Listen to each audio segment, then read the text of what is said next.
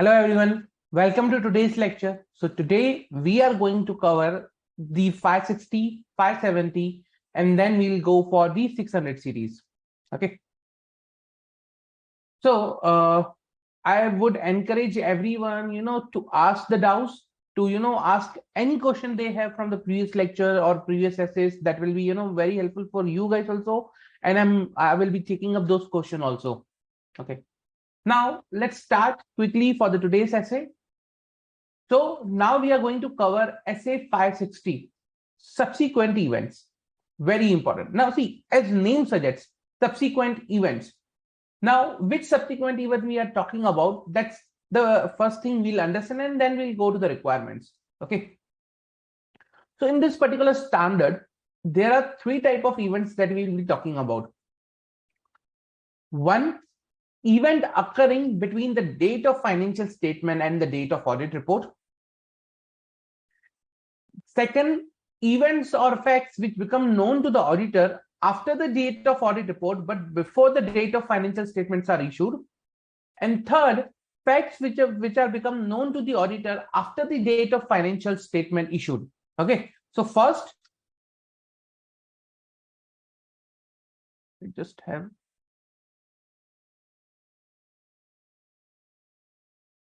I'll show you in a way of timeline so that, it will be easy for you to understand.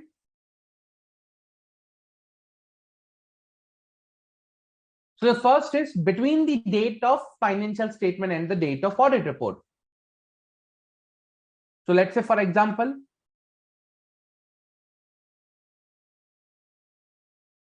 date of audit report, date of FS financial statement. Okay. Now, if any events that happens between the date of audit report and the date of financial statement, those events, so basically these two events occurring between these two dates, then comes the date of financial statement issued, issue of financial statement, date of issue of FS. So any event that occurs between these two dates or facts known between these two days. And the third is after that period, the date when financial statements are issued. So period going from here to the subsequent dates. Okay. So these are the three periods that we will be, covering and, we will be discussing about. Okay. Now, when I say date of financial statement, it is the date of end of latest period. So this date of financial statement is nothing but your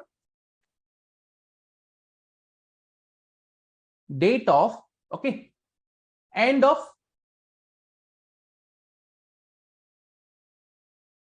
latest period covered by financial statement.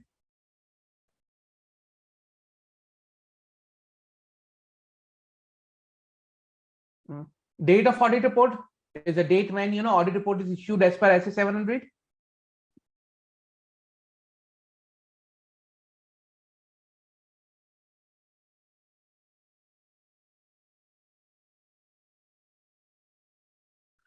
Now, date of issue of FS is the date when the audit financial statement are made available to third parties. So AR and FS are made available to third party.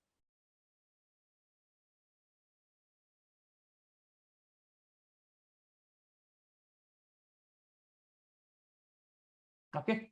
So these are some critical dates. Also, there is one more date, date of approval of financial statement. The date which all the financial statement comprising the, financial balance sheet, P&L, cash flow, their relative notes and everything has been, approved by the shareholders. That's a date of approval of financial statement. We'll cover that date in some time. Okay. So I hope everyone is clear with the dates.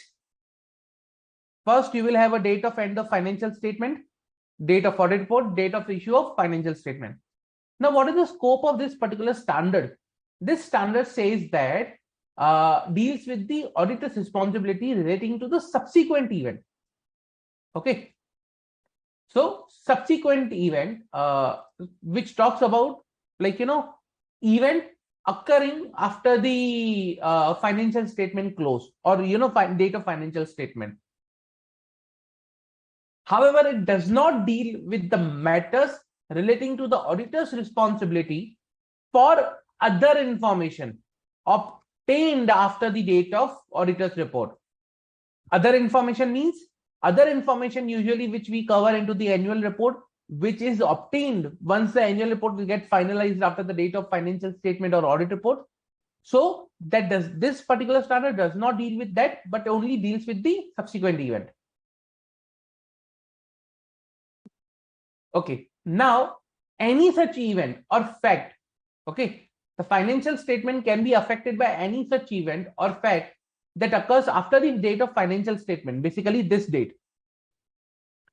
Okay, and those events or those facts are again divided into two categories. The first category is that events or facts, those that provide the evidence of condition that existed at that particular date of financial statement. Okay, so evidence of condition was existing as a date of financial statement. Second type of event will be the evidence of condition that arose after the date of financial statement. Now you'll think about what is this particular type. Okay, condition, existence of conditions, or all those things. Pretty simple. Okay, if the event of condition, okay, was present, means that usually we call them as in adjusting events. Evidence was available. Second, non-adjusting event, again we'll go into that particular detail in depth, but as of now you can say that, okay, the evidence was available on the date of financial statement for that particular event, and in second case that the evidence was not available. Okay. So that are the two type of events that we'll be talking about. Now, what is the objective of the auditor? Now, again, the objective of the auditor will be to obtain sufficient and appropriate audit evidence whether about the events which are occurring after or between the date of financial statement and the date of audit report. So obtain the sufficient and appropriate audit evidence for events between the date of financial statement and date of audit report that require adjustment in disclosure in the FS. Okay, adjustment means those events whose evidence of condition existed at the date of financial statement.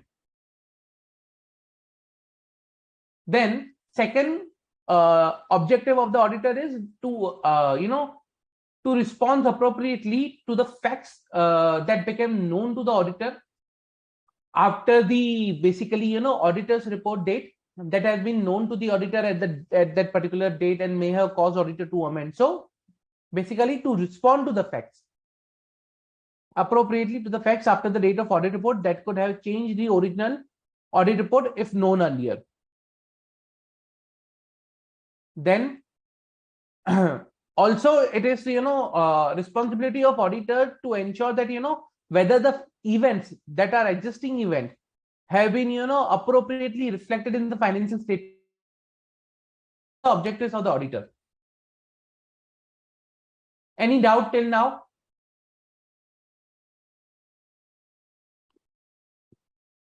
Any doubt? Okay. Now let's understand what is required to be done for the events between date of financial statement and date of audit report. So this is date of financial statement, date of audit report, DOFR and DOAR. Okay. Sorry, financial statement, FS, it will be FS. Yeah. Now, what auditor is required to do for the events that are between the date of financial statement and date of audit report? Now, auditor is required to perform audit procedures Okay, so to obtain sufficient and appropriate audit evidence that requires for the events that require adjustment or disclosure in the financial statement. Okay, so he is required to perform audit procedures for all the events between date of financial statement and date of audit report that require adjustment or disclosure in financial statement. But auditor is not expected to perform additional audit procedures on areas where already testing is done and satisfactory conclusions have been obtained. So auditor will not be asked, to perform again audit procedures onto the areas which are already closed. Basically, what happens that, depending upon the auditor's risk assessment, the audit procedures are performed based on, the plan and the detail that has been defined at the start of the audit plan to obtain the sufficient and appropriate audit evidence, which usually, involves the review, testing, and all those steps for that particular area. Now, generally what happens is, if we say that, okay, now auditor is required to perform audit procedure to obtain the sufficient and appropriate audit evidence for the events between the date of financial statement and audit report, then how your question will be that, okay, how the auditor can identify that which areas which will have these events, or whether the auditor is required to perform for all the areas, like to identify the event and then to have the testing. So for that only purpose, that, if that's why it says that auditor is not expected to perform additional audit procedures on the areas where already testing is done and satisfactory conclusions have been obtained. Okay. So that's why this approach has been taken. Then we need to understand, as an auditor, we need to obtain the understanding of the any procedure that management has established. Okay, that how management, ensures that they are capturing all the subsequent events, or they are identifying all the subsequent events. So understanding the management's procedure. This is performing the procedure by auditor. Again, this auditor is not expected to perform additional audit procedures on areas where already testing is done and satisfactory conclusions have been obtained. Then obtaining understanding of the management procedures, that how they are identifying the subsequent event. Okay. Then inquiring with the management or those charged with governance with respect to subsequent event that might have affected the financial statement. So what auditor is required to do is, the auditor will perform inquiry, will understand with management and those charged with governance whether any subsequent event has occurred that might impact my financial statement. He may require to read minutes, okay, of meetings of management or those charged with governance that have been laid after the date of financial statement. So I'll read the minutes, but minutes of after the date of financial statement, because minutes of before the date of financial statement I have already covered in my audit report or audit procedures. So whatever minutes are there for the dates after the date of financial statement, I'll take those minutes and I'll read those minutes. Reading the entity's subsequent latest interim financial statement. Let's say, for example, interim financial statement for the month of quarter of June is out. Change, even if there is some more delay in your audit report or financial statement, you may also go for the September month or some other filing that has been done by the entity. So this is how you can identify events with respect to they are occurring between the date of financial statement and date of audit report. Now, whenever an event is identified,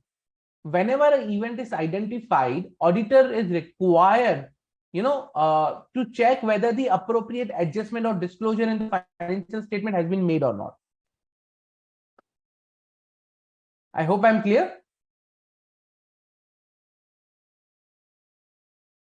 Any questions till now?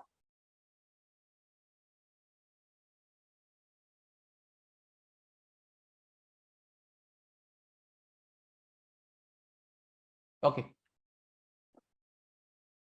Now let's talk about the second type of events that are occurring after the date of audit report, but before issuance of financial statement. Okay. Now, for these kind of event, auditor has no obligation to perform any audit procedures regarding the financial statement because audit report has been issued. Okay, so auditor has no obligation to perform any audit procedures regarding the FS after the date of audit report. However, when after the date of audit report, but before issuance of financial statement, any fact that has been known to the auditor or that has been brought to the attention of the auditor, okay, that if brought earlier would have caused auditor to amend the audit report. Okay, in that case, auditor shall discuss the matter first with the management. You go discuss the matter with the management. Where appropriate, you need to discuss the matter with those charged with governance about the events or the facts that have become known to you. Second, determine whether the financial statement needs any amendment. Third, inquire with the management that how they intend to address this matter. So first, if any material fact become known to the auditor, then discuss the matter with the management, determine whether the FS needs amendment, and inquire with the management how they intend to address the matter in the financial statement. Simple. For example, let's say after the date of audit report, there was a huge losses in the company, or fire, or certain these kind of events like which are very critical, or there was a very big data, or let's say for example, I'll talk about real example. So there was a company ABC Limited. Now ABC Limited was a company who was supplying exclusive parts, okay, exclusive automobile parts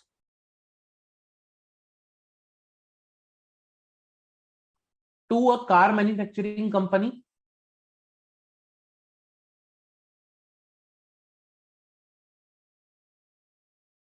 in a particular. So there was a car manufacturing company who was having a plant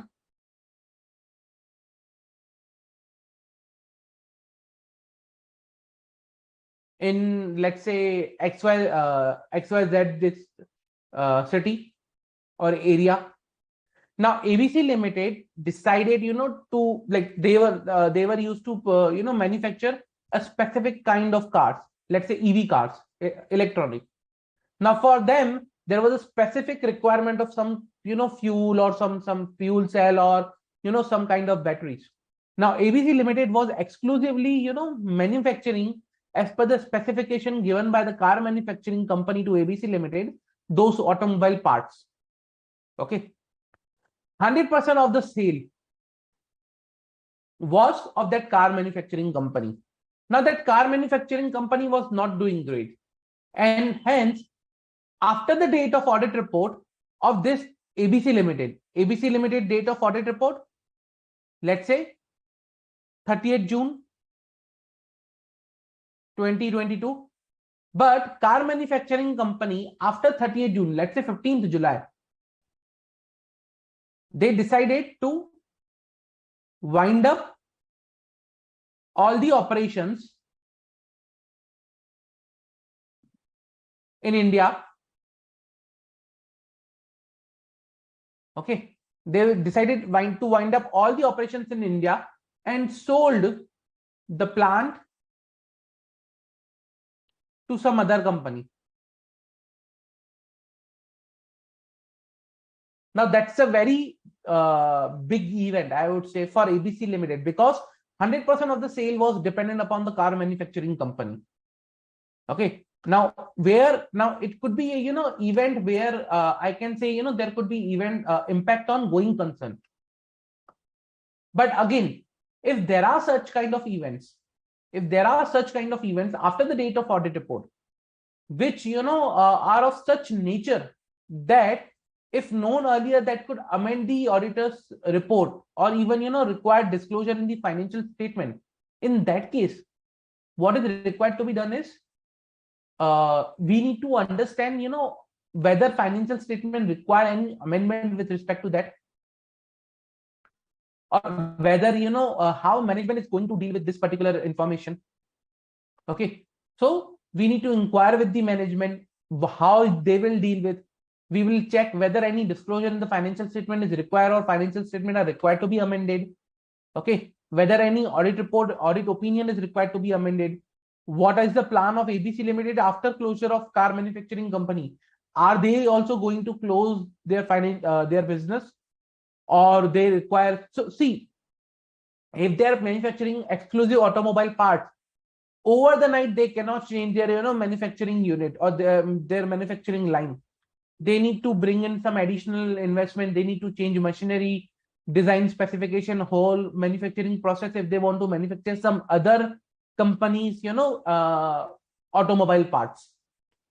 So considering a huge event that requires some disclosure, accordingly all the steps will be required to be taken in this case. Okay, so this is how we need to understand the event, and accordingly we need to take some decisions.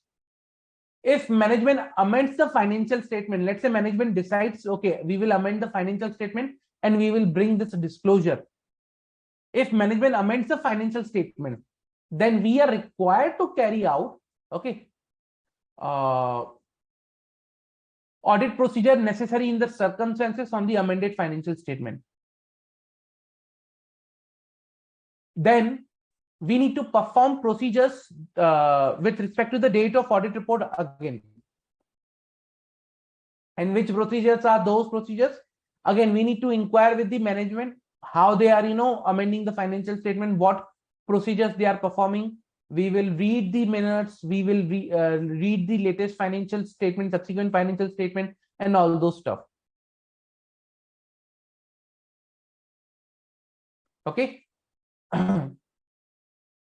Then we will provide the new auditor's report on the amended financial statement. Now, when the laws and regulations does not prohibit or the financial reporting framework does not prohibit management from restricting the amendment to the financial statement to the effects of the subsequent event only, means I can amend any of the financial statement, and I can amend any of the area where the subsequent event was not there and there is no restriction in the financial reporting framework. In that case, what is required to be done by the auditor? If that is the case, okay, then where there is no prohibition of law or regulation with respect to the amendment, then what I need to do is, as an auditor, okay, I need to actually restrict. Okay, I need to restrict. Auditor is required to restrict, or is permitted to restrict the audit procedures on subsequent event only. Okay, which is there in which will be there by the management, which will be performed by the management. Then I am also required to amend the auditor's report to include an additional date, okay, restricted to the amendment, that thereby which is indicating, okay, that okay, auditor procedures on the subsequent event are restricted solely to the amended financial statement that are described by way of note. I'm not required to do anything else. I'll include a date, okay, or in another case, I may provide a new amended auditor's report that includes a statement in EOM or OM paragraph that conveys that audit procedures are on the subsequent event are restricted to the solely amended financial statement as described in that particular note. No other procedures I'm required to perform. Okay. So if when the law or a applicable financial reporting framework does not prohibit management from restricting the amendment of the financial statement or those charged with governance from approving the amended financial statement due to subsequent event, I can amend the auditor's report to include the additional date restricted to that amendment, or I can provide a new or amended audit report that includes the statement in EOM or OM paragraph.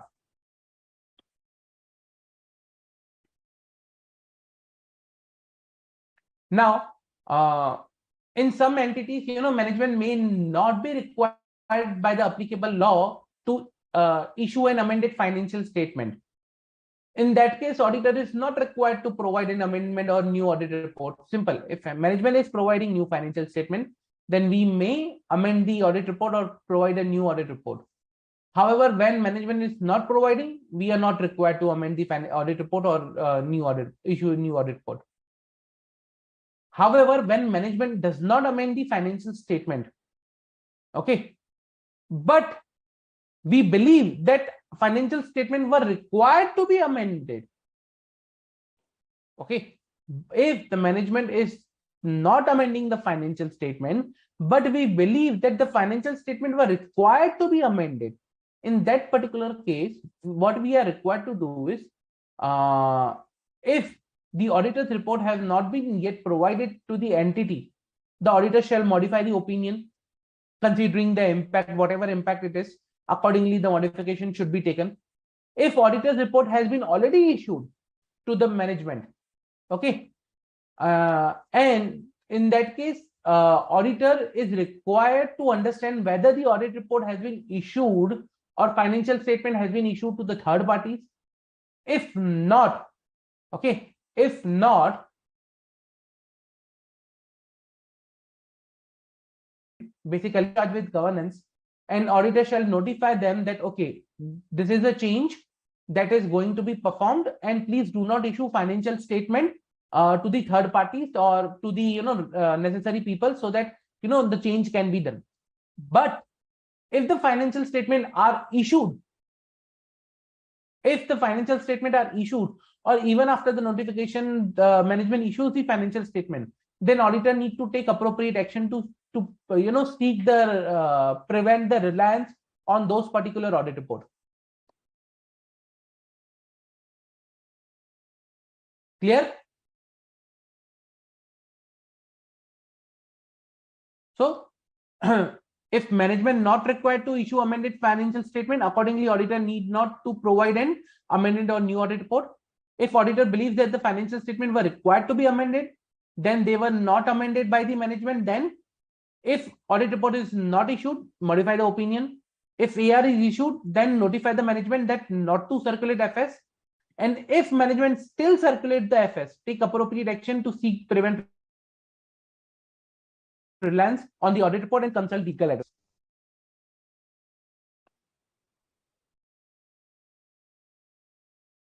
Clear? Any doubt?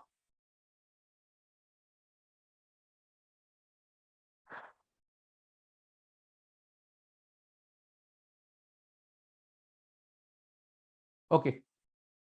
Now the third type of events that are occurring after date of audit report and after date of issue of financial statement. Now, what is required to be done for these events?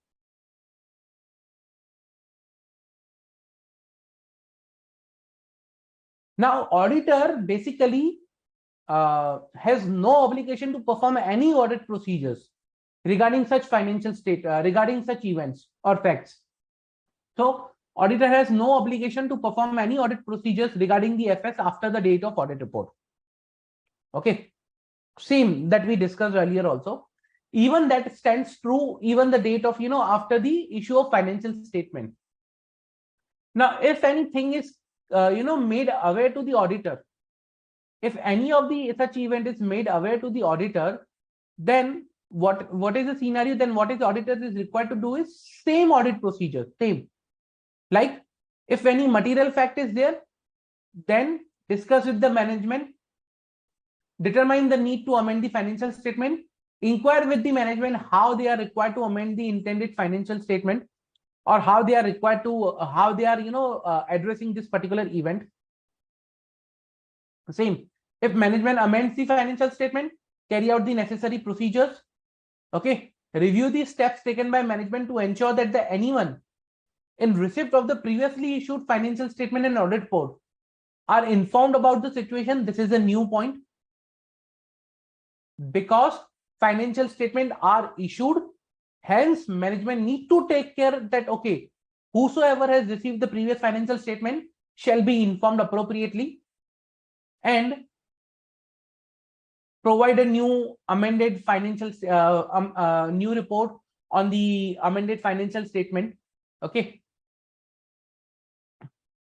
and if management is not required to update the financial statement, then simple these steps. Again, then you are also not required to amend the audit report. And if you believe that they were required to amend the audit report or financial statement, but they are not amending, consider to modify the opinion if audit opinion is not issued. But in this case, the audit financial statement are already issued, so your audit opinion might have already gone.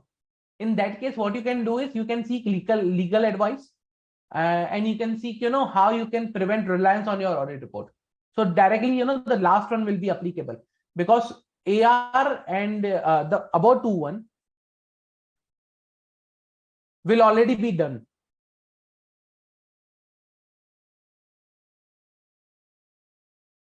Okay, so that is the subsequent events. Any doubts?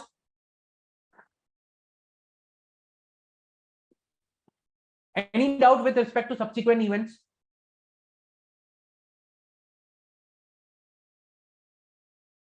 The last step is take the written representation from the management or those charged with governance that all the events occurring after the date of financial statement, okay, for which applicable financial reporting framework requires adjustment or disclosure have been disclosed in financial statement.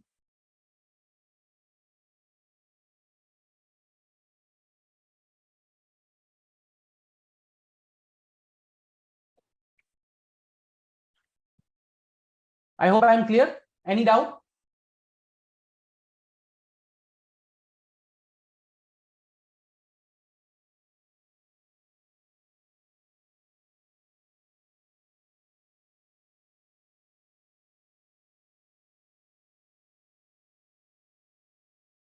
Okay.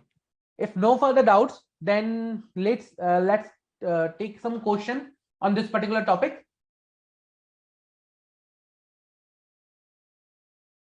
Okay.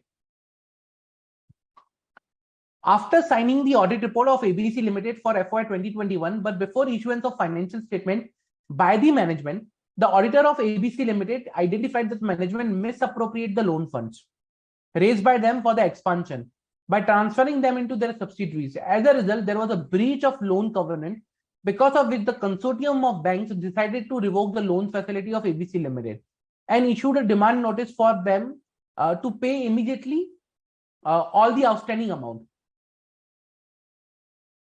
Auditor of ABC Limited was not able to identify the issue earlier because of the falsification of bank documents by the management. So there was a falsification of bank documents.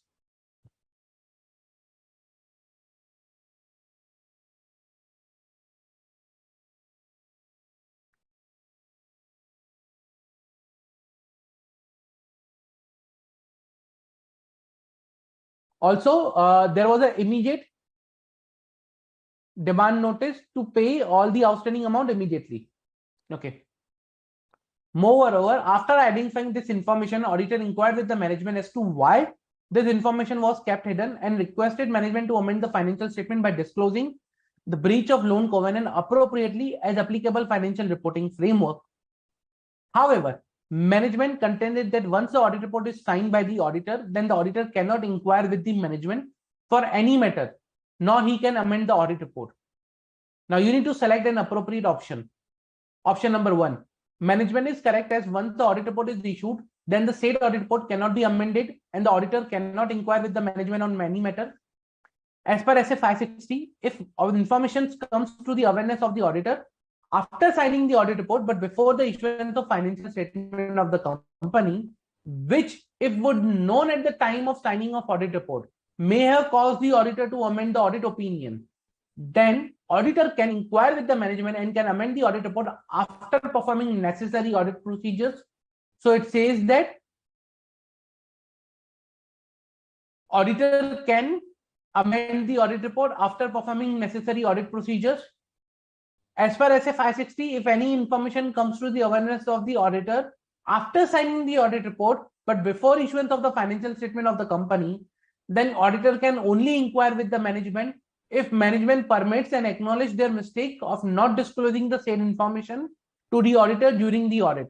So they can only inquire with management.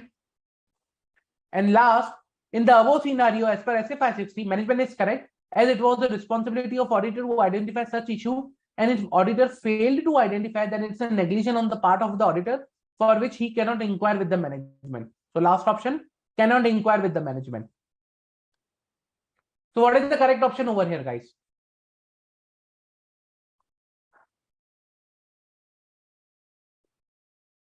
What is the correct option?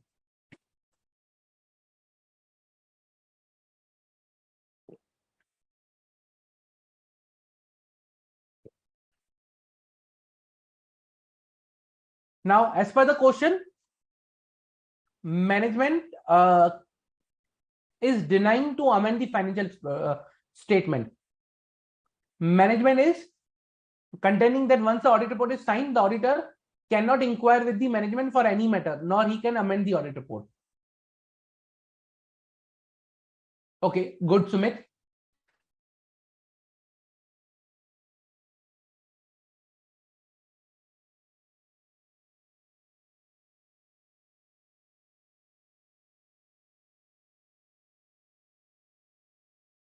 Come on, guys.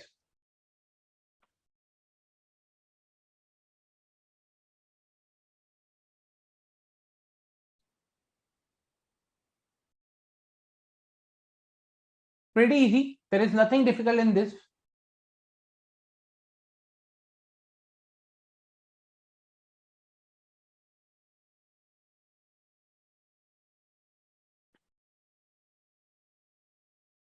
Come on, guys, come on. I'm waiting for your answer.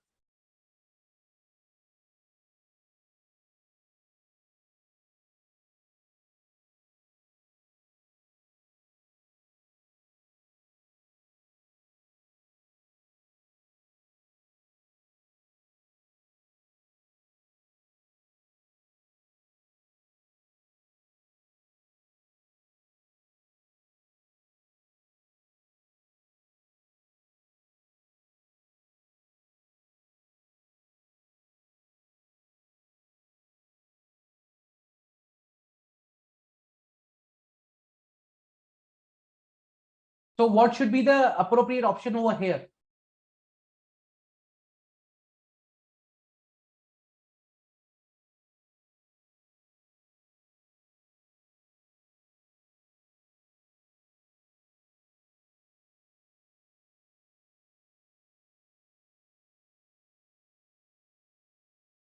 Okay, so simple. The appropriate option or the answer is that auditor can amend the audit report after performing necessary audit procedures.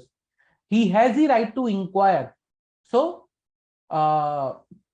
if as per SA 560, we just now discussed, if any event has been come to known to the auditor after the date of audit report but before issuance of FS, then auditor can ask management if it is if the amendment is required as per the financial statement.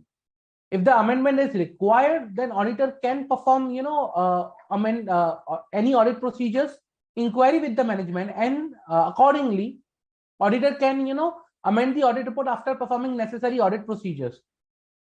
If management refuse to amend the audit report or financial statement, then auditor can ask management not to circulate those financial statement or audit report. And if that has been circulated, then auditor can, even ask that please do not place any reliance on that particular audit report. So in that case, the correct option for the answer will be B, because, or second number basically, because after signing but before issuance of financial statement, if that would have known at the time of signing of audit report, may have caused auditor to amend the audit opinion, and then auditor can inquire with the management and can amend the audit report. And C, why third option will not be there, because here it is said that the auditor can only inquire with the management. If management permits and acknowledge their mistakes, it is not necessary. If management does not permit, still auditor can inquire and amend the audit report. I hope I am clear. So second number, or you can say B or whatever, will be the answer. Correct, Rahul? Any doubt? Okay. Let me take up one more question.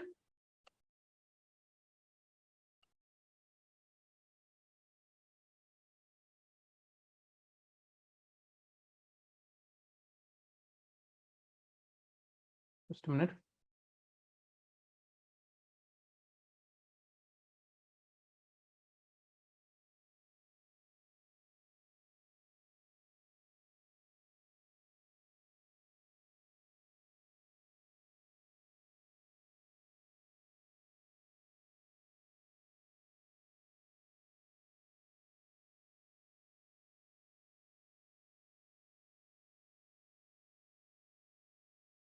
Okay. So you are an auditor of PQR Limited, which in the business of supplying food products to various airline companies operating aircraft in domestic circle only. As per the terms of agreement with airlines, the company needs to stock non-perishable food items for coming 1 month, average holding of inventory to the tune of 75 crores. Also, the payment terms have been settled by the company, receives in 45 days. Okay, after the supply of goods. So two things. One, you are the supplying food products to airline companies. Okay. Then as per the terms of agreement with airline, company needs to stock various non-perishable food items for coming 1 month. You will receive payment in 45 days for the supply of goods. Now, everything was going well till the end of March 2020, when the COVID hit the world and everything came to standstill. Aviation sector was hit hard and there was no flight from April 2020 onwards. Consequently, the business of PQR Limited also got severely affected, and the scheduled supplies of the goods to the airlines also were not made. Also, the liquidity position of the airline company got hit and the scheduled payments were not received on due dates. As the auditor of PQR Limited, what procedure you would perform to ensure all the subsequent events are considered so that the financial statement for ending 31st March 2020 represents a truer fair view? Very good question and very appropriate example. So everything came to a standstill after 2020, April 2020. But when I talk about the financial statement as of 31st March 2020, how do you represent these events in the financial statement, those financial statements? So let you provide the answer first, what you would have done, and then we'll go to the answer that has been there, the actual answer.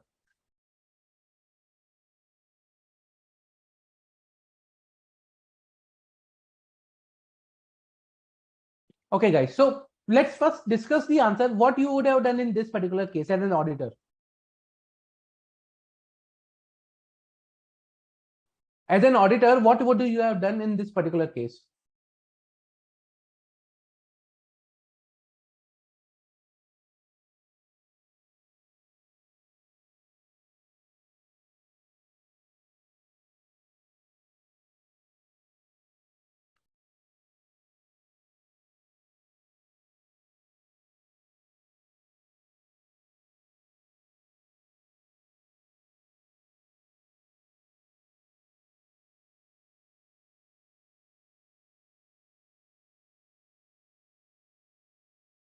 See, The concept is the same, okay, that in the subsequent event, if you identify any event, then what you are required to do here, the date of audit report, okay, you can consider that, okay, what are the procedures you need to perform to ensure that all the subsequent events, okay, are considered, means events occurring after the date of a financial statement but before the date of issue of audit report.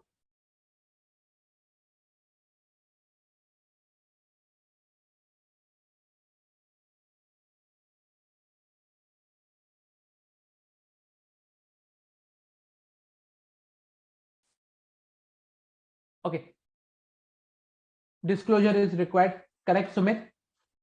Come on guys, pretty easy. We just now discussed this particular thing.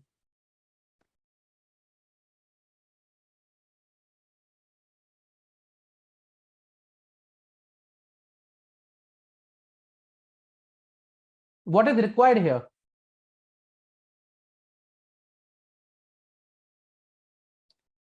Okay, let us see the answer.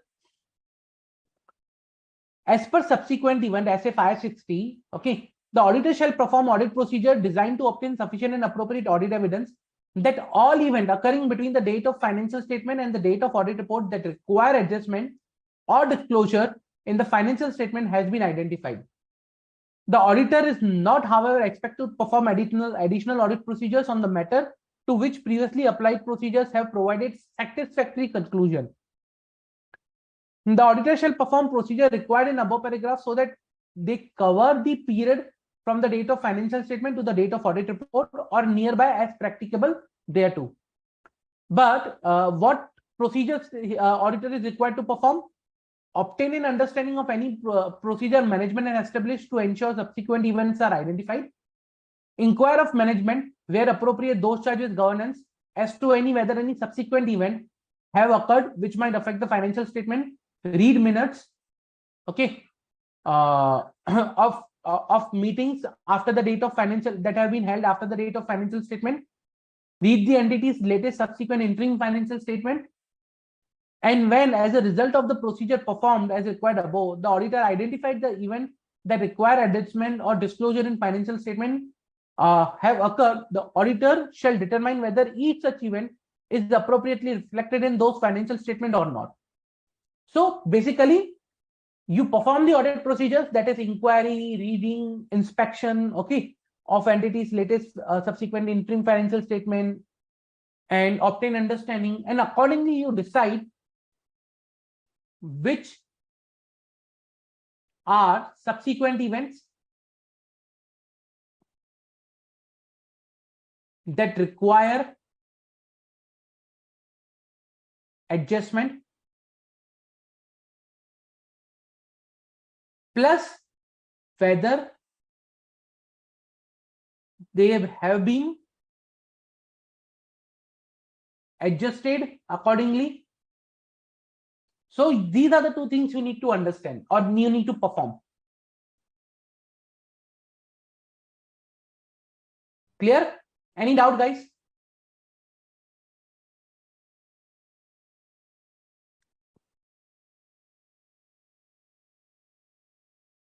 Any doubt?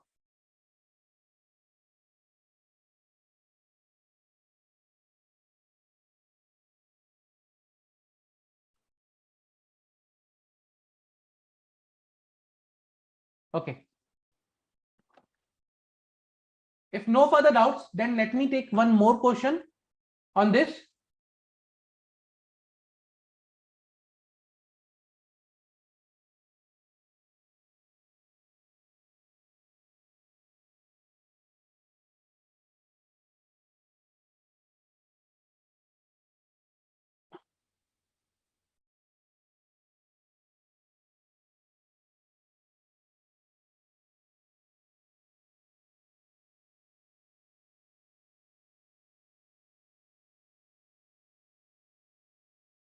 Messrs. Krishna, Associate Chartered Accountant, while conducting the audit of Love Kush Limited, wanted to conduct an inquiry of the management and those charged with governance as to whether any subsequent events has occurred which might affect the financial statement. Guide Messrs. Krishna and Associate with the matters where specific inquiries may be conducted to evaluate subsequent event. So you need to provide areas where you might conduct the inquiries. So let us see.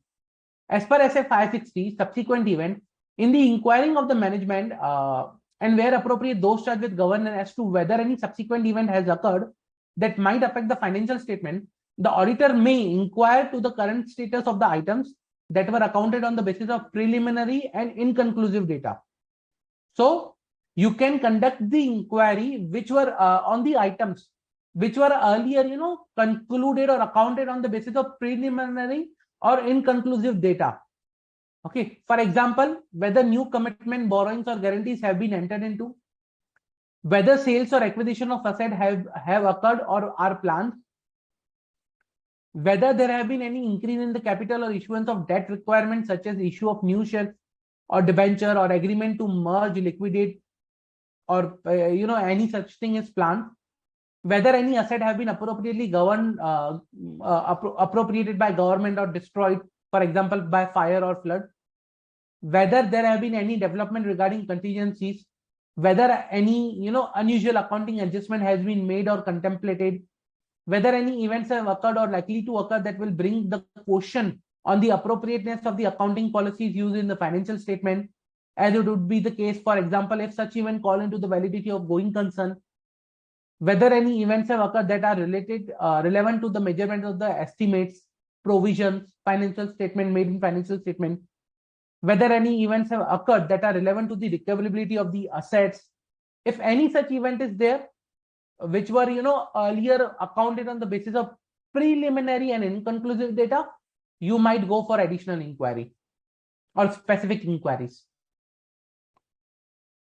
So this question basically, where we are, highlighting the areas with respect to, where any further inquiry can be done.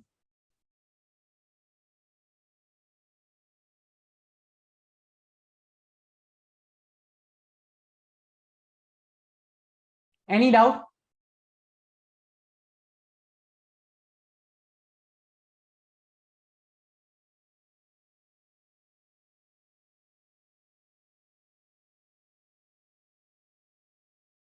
Any doubts till now?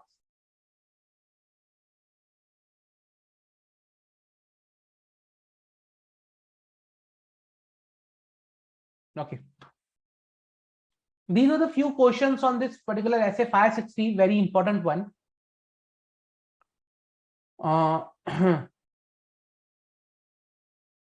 Let us move forward to the next standard then, if no further questions. So the next standard again somewhat is linked to this one also, because that talks about going concern, and we will see some of the implication of going concern and 560 together in one of the question. Reason because see, 560 talks about subsequent event, 570 talks about going concern, and going concern, events of for going concern can also be identified after the date of financial statement. So that's why we will see somewhere linkage also. But let us see the standard.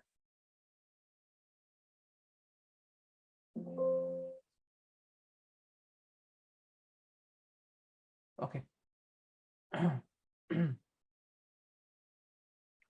Now, very important standard of going concern, very important, because this plays a very crucial role, and this is a very crucial area also with respect to understanding the going concern basis of accounting, or auditing the basic going concern basis of accounting. See, now with respect to the changes in time, like after the COVID pandemic, it became very crucial to perform going concern assessment.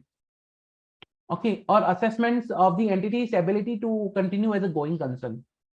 Why? Reason because a lot of entities faced a lot of liquidity crisis, or you can say a different issues when COVID pandemic arrives.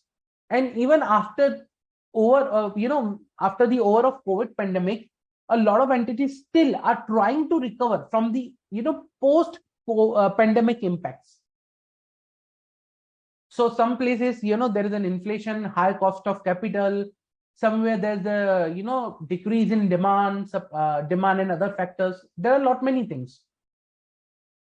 Lot many things which are there into the picture. Okay.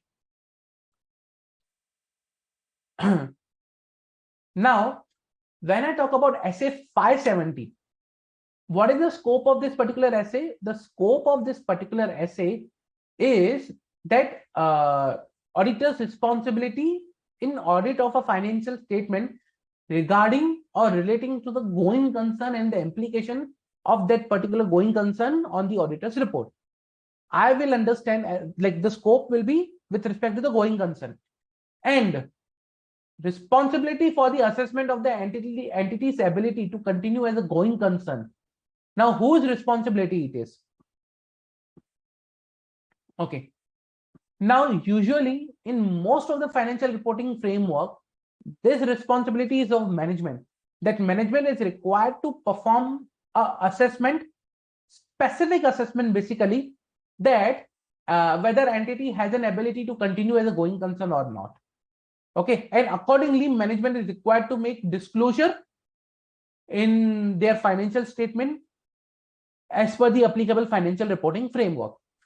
Okay, now, if there is no explicit requirement of the financial reporting framework to make such assessments, in that case, where the going concern is used as a fundamental basic principle of accounting in preparation of the financial statement, okay, still management is required to assess the entity's ability to continue as a going concern. Even the financial reporting framework does not prescribe any explicit requirement, because management is relying upon the assumption that, okay, financial reporting, relying upon the assumption that the entity will continue be as a going concern. Okay, so in that case, it is the responsibility of the management, because management is using that particular assumption.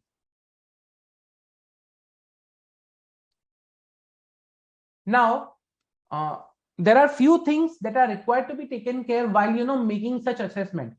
So management assessment of the entity's ability to continue as a going concern involves judgments, okay, involves estimates, and accordingly that will be at particular point in time.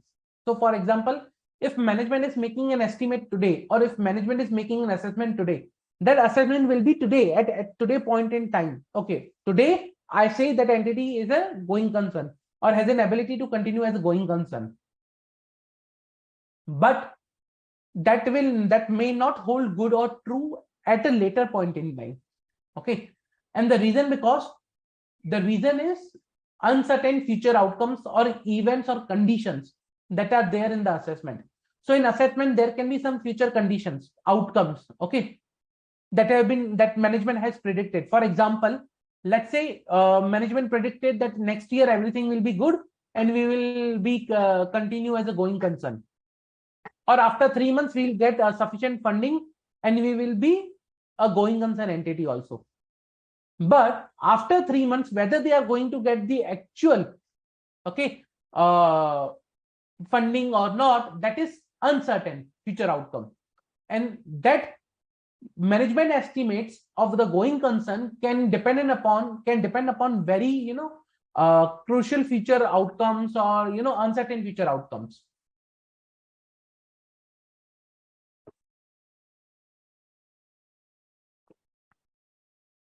Now, in that case, in a lot of financial reporting framework, it is clearly or explicitly provided that, okay, what period management needs to cover for making going concern assumption. Management can say next 1 month entity is going concern, next 2 months entity is going concern, but whether management is required to make assessment or consider only events of next 2 months, or whether the management is required to cover for 12 months, or whether the management is required to cover for 5 years. What is the period that management needs to cover? In most of the financial reporting framework, it is explicitly provided. Okay. Even when there is not provided still there are, some basic guidelines are there, but again, minimum should be 12 months.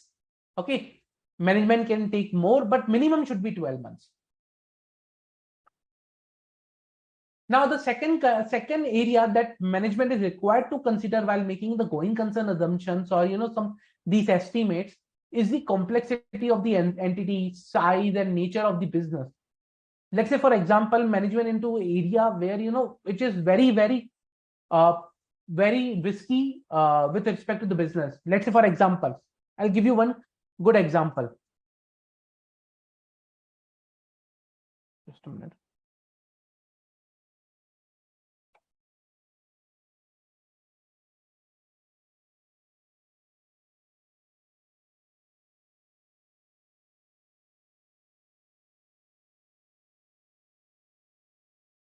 Let's say, sorry.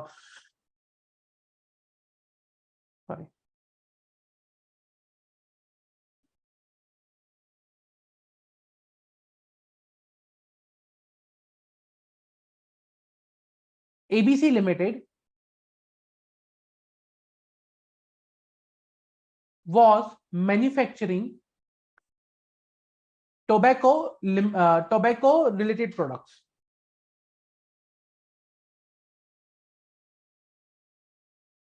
ABC Limited's major market was, let's say, X state in India.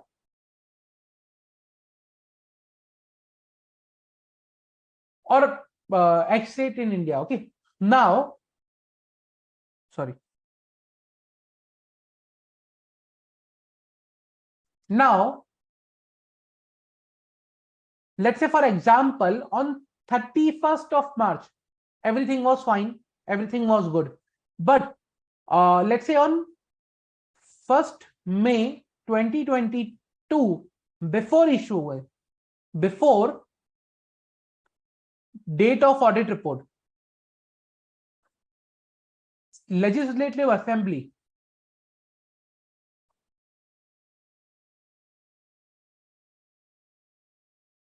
of state X banned all tobacco products.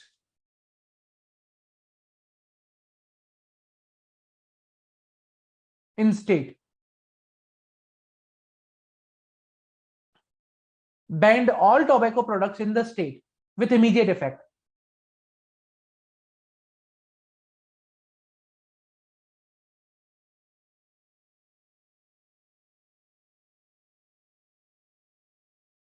Okay. Now, in that case, the assessment, going concern assessment of management, what management covered in this period, what management looked for. Now, see, today, if any law is coming into the legislative assembly, state legislative assembly, it's not something the indications are not available before. It may happen that on on 31st March 2022, there were discussions going on in media, in public, or in even the legislative assembly. The discussions are going on this particular amendment or act, and to ban the tobacco products.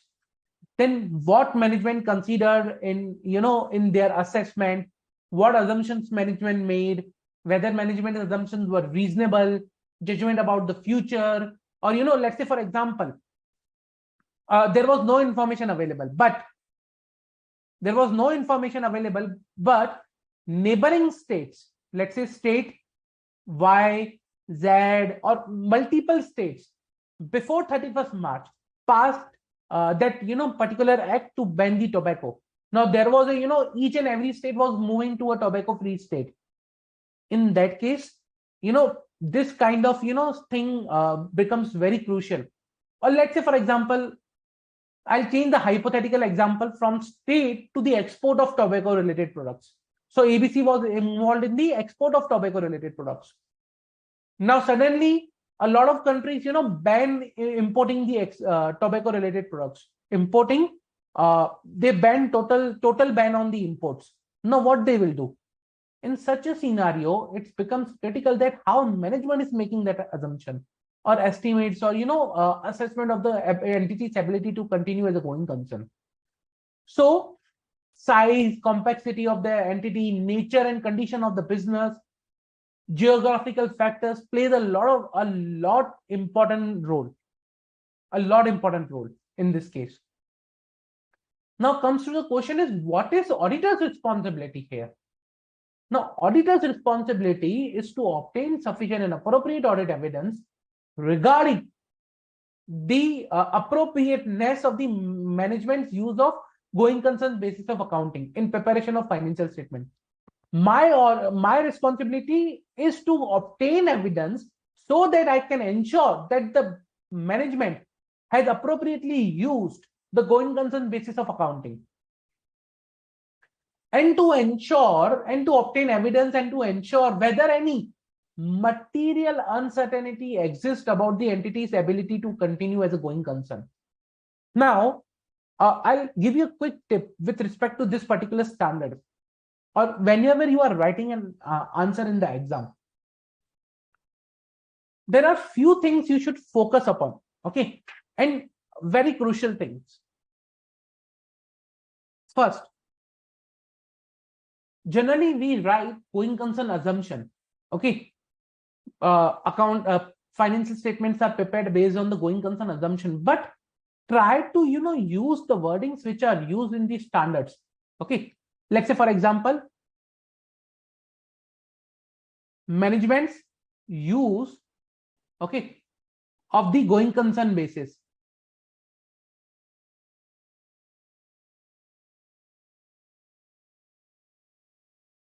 Of accounting in preparation of the financial statement. So this, if I can simply write it, okay, going concern basis of accounting, management is using going concern of basis of accounting, but there are few things that you should write in this way, because it's not only talk about the accounting preparation of the financial statement and management's use of going concern basis, okay. So that's why there are certain key terminologies or way of writing some things that I will suggest that you should also follow. Then we will talk about a lot of this term, material uncertainty. Material uncertainty, okay, about entity's ability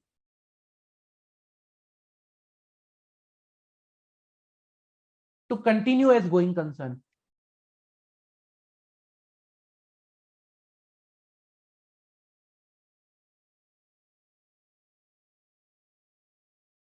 Okay, material uncertainty about the entity's ability to continue as a going concern. Now, a lot of students, may write only there is no going concern assumption, or there was an uncertainty of about the going concern assumption. That is not an appropriate way to write. Reason, because when I talk about material uncertainty, I am emphasizing the word material and I'm emphasizing the word uncertainty. Although I am saying there is a going concern, but I'm still talking about uncertainty. Okay. And I'm talking about entity's ability to continue as a going concern, but there is some material uncertainty on the entity's ability to continue as a going concern, but that doesn't mean that entity will not continue. There is an uncertainty. It's not assurance or it's not definite. Okay. So that's why these terminologies or the way it is required to be written, if you change one single letter from this particular terminology, it will totally change the meaning. Okay. And I will highlight certain things, like I have highlighted these important phrases over here. I'll highlight these important phrases in this particular standard that I'll request each and every student to follow.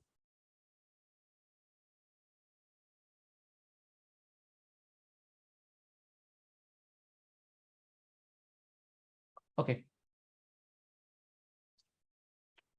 So let's go back to the topic. Now, as I told you, what was the auditor's responsibility?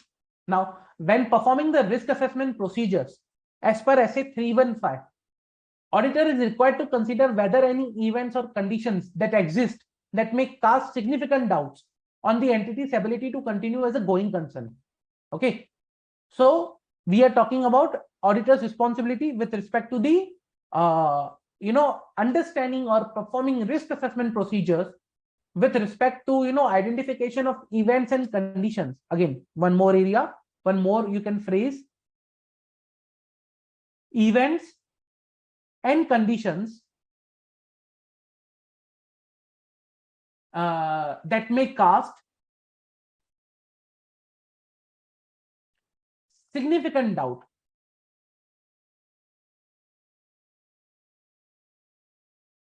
Okay, significant doubt on entities' ability to continue as a going concern.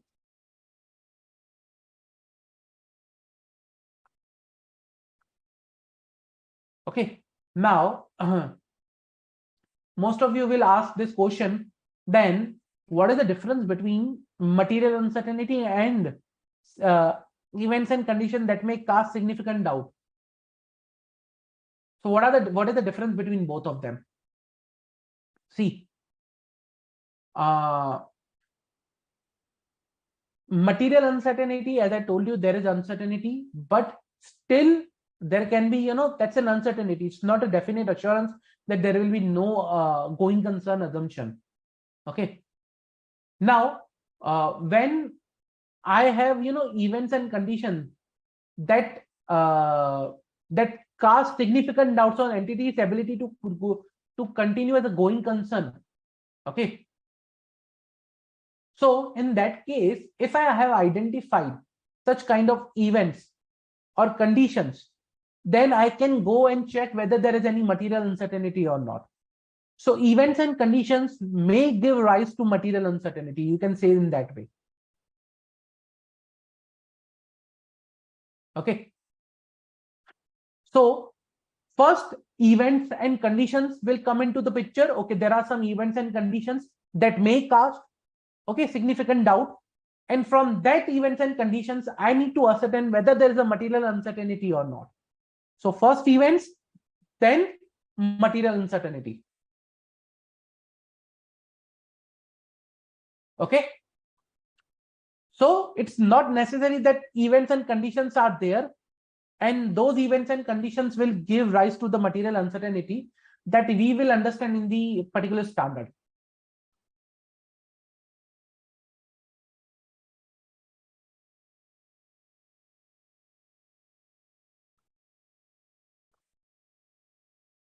Any doubt till now? Any doubt?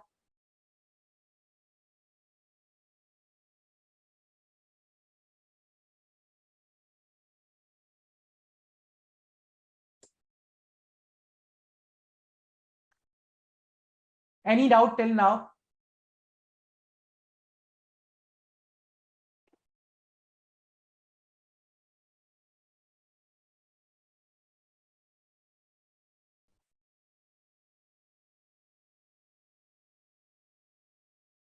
Okay.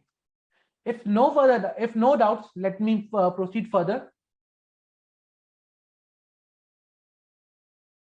So basically, as I told you, now auditor's responsibility here in this particular essay is that to obtain sufficient and appropriate audit evidence regarding and concluding on the appropriateness of the management use of going concern basis of accounting in preparation of financial statement. Okay. So auditor responsibility in the audit of financial statement relating to going concern and the implications of the auditor report. Then obtain sufficient and appropriate audit evidence regarding the and concluding on the appropriateness of the management use of going concern basis of accounting in preparation of financial statement to conclude based on the sufficient and appropriate audit evidence whether a material uncertainty exists related to the events or conditions that may cast significant doubt on the entity's ability to continue as a going concern, to report in accordance with this particular essay. We'll come to that. Okay. Now, what to achieve this particular, objective, to obtain insufficient appropriate audit evidence, what auditor is required to do is, auditor is required to perform, first of all, risk assessment procedures. So at the time of risk assessment procedures, audit, and these risk assessment procedures are as per SA 315. Okay. At the time of such risk assessment procedures, auditor is required to consider whether any events, whether any events or condition exist that may cast significant doubt on the entity's ability to continue as a going concern. Okay. Auditor is required to understand whether there are any such events that may cast significant doubt. And if they are, then auditor is required to understand which are those events. Okay. Tell me certain events or conditions that you think can cast significant doubt on entity's ability to continue as a going concern. Okay. Give me some example of such events. So simple. Which is some examples of events that may cast significant doubt on the entity's ability to continue as a going concern?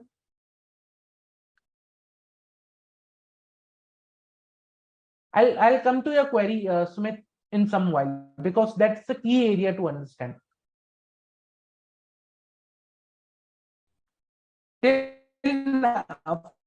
For now, just give me some, that can create doubt in my mind or an auditor's mind. Okay.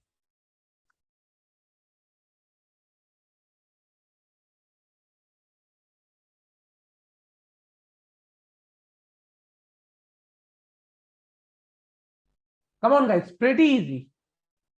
I'm just asking about the conditions in event, examples of conditions and events.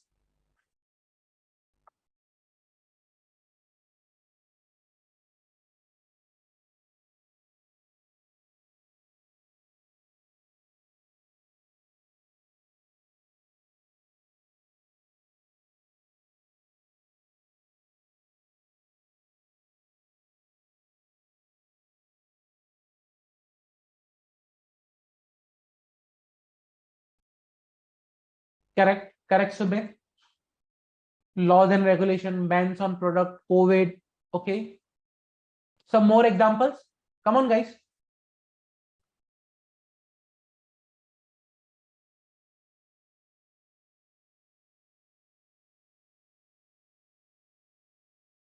Come on, pretty easy.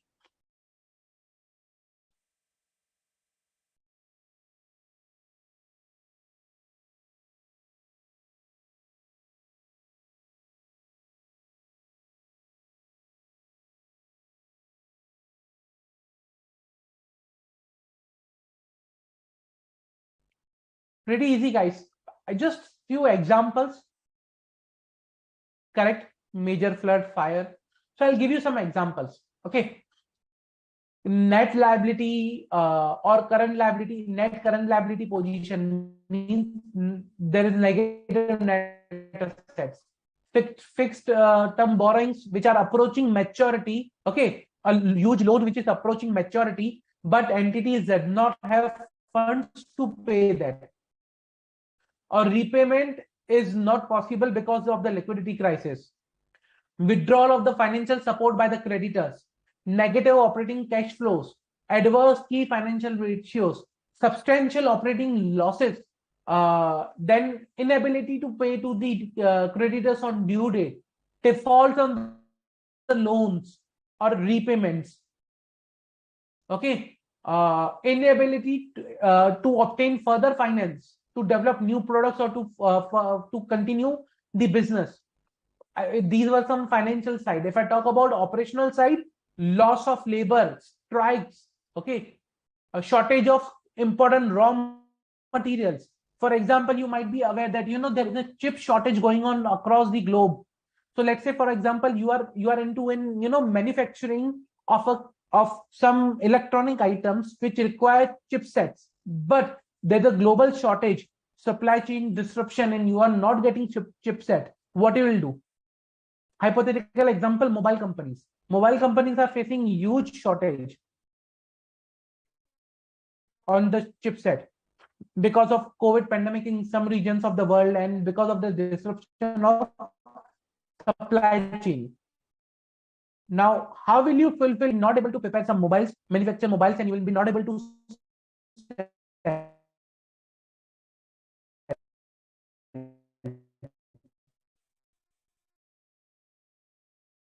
so shortage of important supplies, shortage of labor. Okay. Then understand the management assessment. What we are required to do subsequently is that we need to understand the management assessment. Okay. That management has performed with respect to the going concern, how management is using going concern assumption. So, understand the management assessment. Now, if management has not performed any such assessment, okay, if management has not performed any such assessment, then we need to understand how the management is using the going concern basis for accounting for in preparation of financial statement. Okay. Then first we need to understand, okay, whether management has performed a preliminary assessment of the entity's ability to continue as a going concern. If yes, then I need to discuss with the management and determine whether management has identified all the events and conditions individually or collectively that may cast significant doubt on entity's ability to continue as a going concern. Okay. And if so, how management has a plan to address them. Fine. If management has performed, that is fine. If management has not performed, then I will understand with the management that how you have used the going concern basis of accounting for preparation of financial statement. Okay. And the basis of the intended use of going concern basis of accounting, and I'll inquire with the management how you are comfortable with the events or conditions that may individually or collectively may cast significant doubt on the entity's ability to continue as a going concern. How management is comfortable with that, basically. Okay. So I'll understand with the management those particular areas. So again, we were talking about these phrases. I was talking about events and conditions that may cast significant doubt. Okay. You can say that events and conditions that individually or collectively.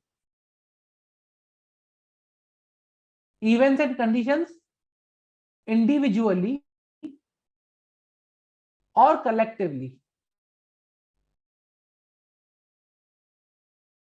Why? Because it is not that the one single event can create a significant doubt, but multiple events together can create a significant doubt. So we are not required to see events individually and collectively both. That's why the term individually and collectively is used. Clear? Any doubt till now?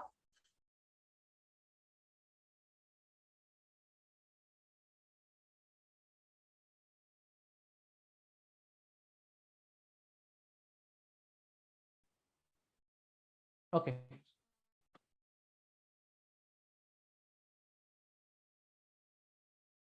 Then, while asking and inquiring the management, it's also our responsibility to remain alert throughout the audit, not only at the risk assessment procedure, but throughout the audit for the audit evidences, okay, which may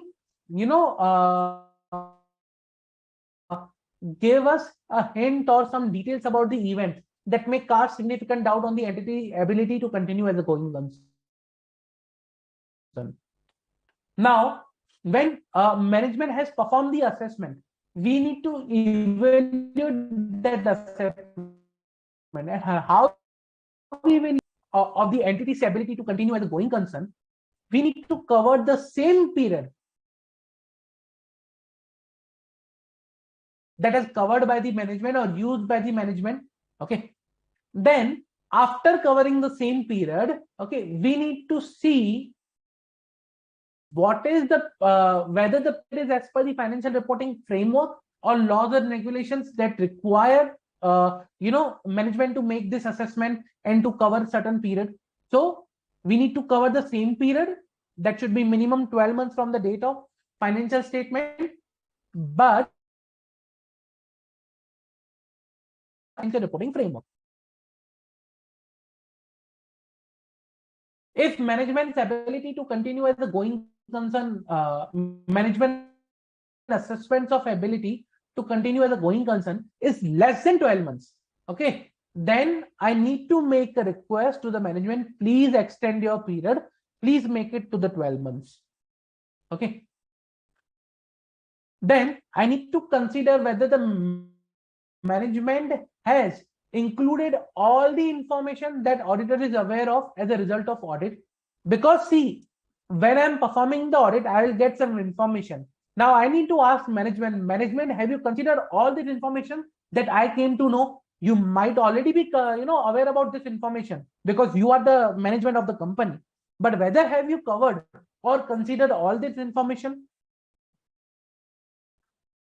Then I need to inquire to the management, okay, are you aware of any event or condition that has happened after your assessment?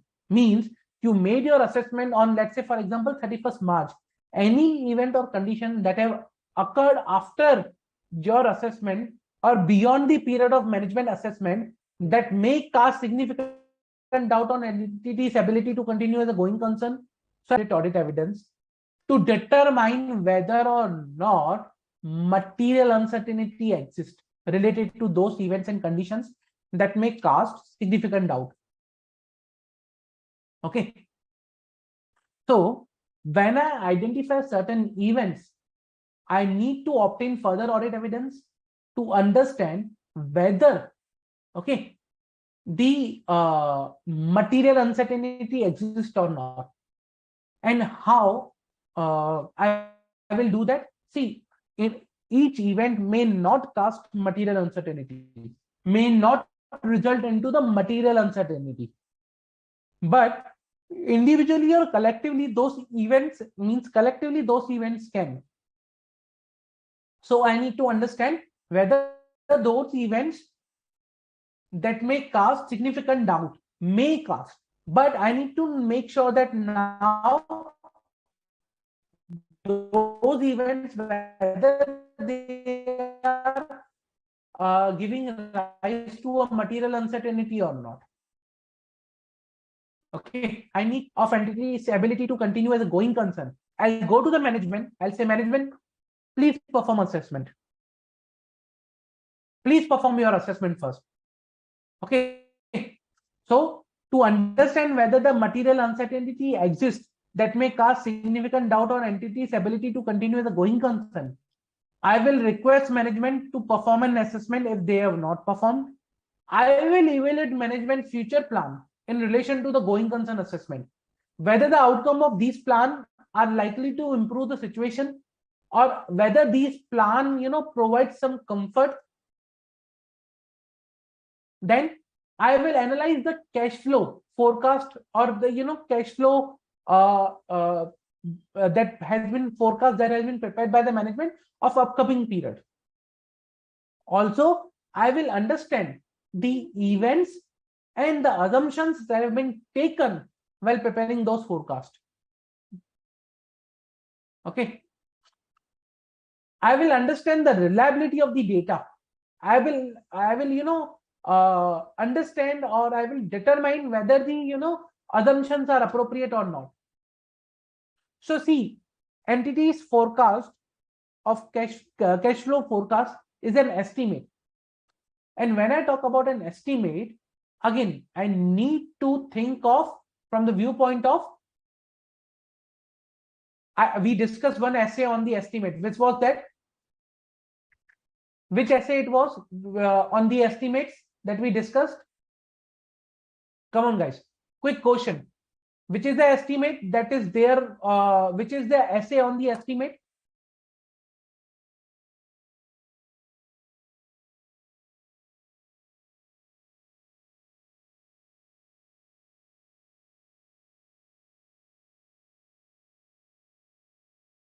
Which is the essay which talks about the estimate?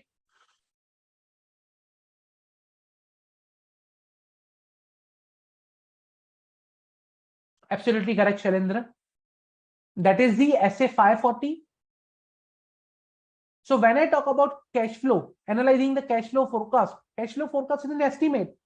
And when I'm analyzing any estimate, simple, I need to consider essay 540. Okay. Then after analyzing the cash flow, what I need to do is I need to consider any additional facts or information that have become available since the date of management's assessment. Okay.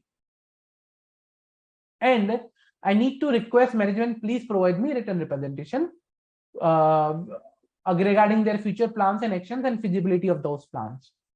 So evaluate cash flow and data used in cash flow and consider additional information became available post management assessment. Clear? Any doubt? So there is some question. Yes, these are the notes that will be available after the lecture.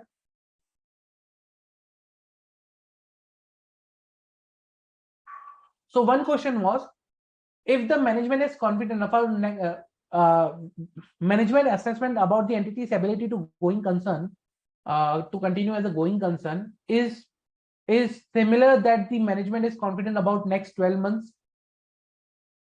See, it's not only about the confidence. There are many factors that are required to be considered when management is making assumption or estimate, basically. Whether 12-month period is a defined in standard, that's a minimum period. Again, there are financial reporting framework which requires period which can be more, but this is a minimum period that is required.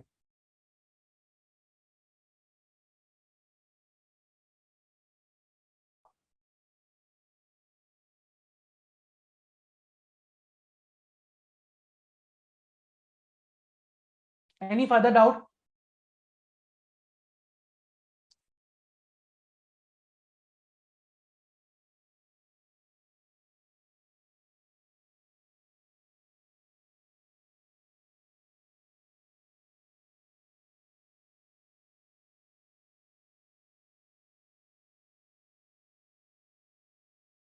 Okay.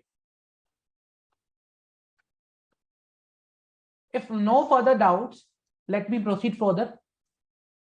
Now, this was when we are identifying the events and conditions that may rise or that may give rise to the significant doubt on the entity's ability to continue as a going concern. Okay. Or these are the events that may give rise to the material uncertainty. Okay. Material uncertainty.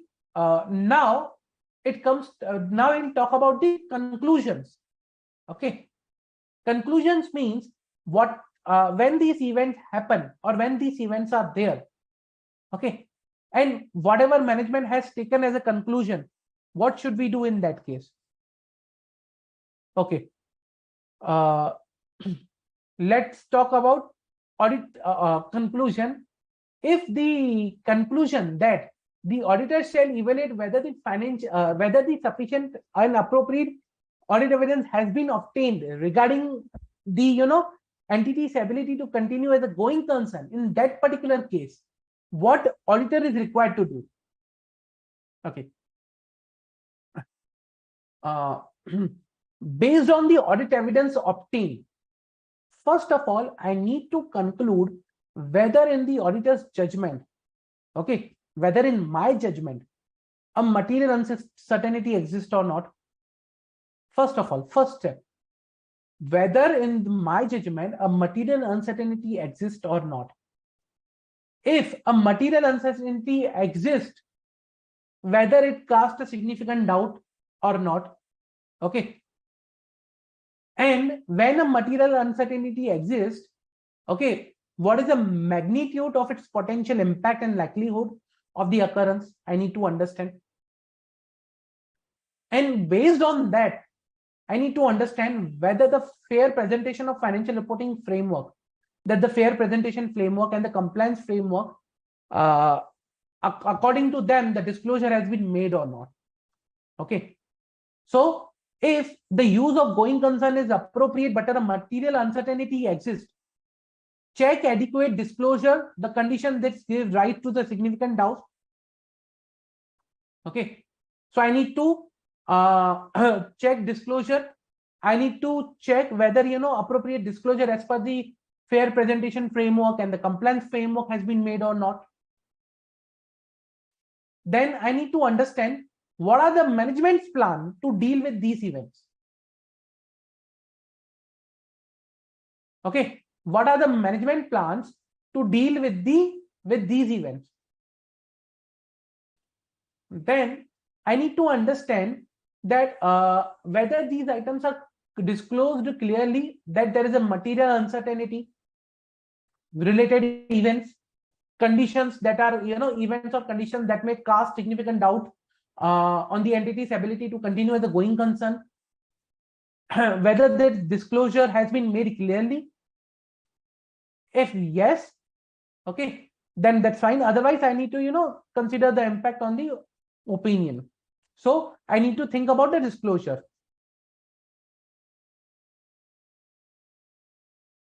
So that is, first I need to see when there is an material uncertainty or conditions or events that have been identified, okay, and use of going concern is appropriate. So it may be scenario that use of going concern is appropriate. So let me rephrase it. First, there will be events and conditions. Then it comes material uncertainty. And it is not necessary that having all those things, if I have events and conditions, if I have a material uncertainty, means I cannot, or entity cannot use going concern as a basis of accounting. It is not necessary or it is not mandatory. Even though I have events and conditions and material uncertainty, management can use going concern basis of accounting. Okay, management can still use going concern basis of accounting. Okay, so I need to understand, even after having these two, whether this has been used. If yes, then what is the reason behind that? So if there are appropriate reasons, if there are appropriate explanations, then fine, no issues. I hope I'm clear.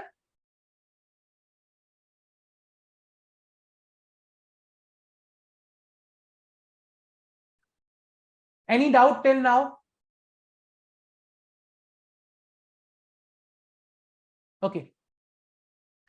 If the use of going concern basis is inappropriate, means I'm saying that this is not appropriate. Management, even after having events and material uncertainty, management has used going concern basis, and that is not appropriate. In that case, I am required, if this is not appropriate,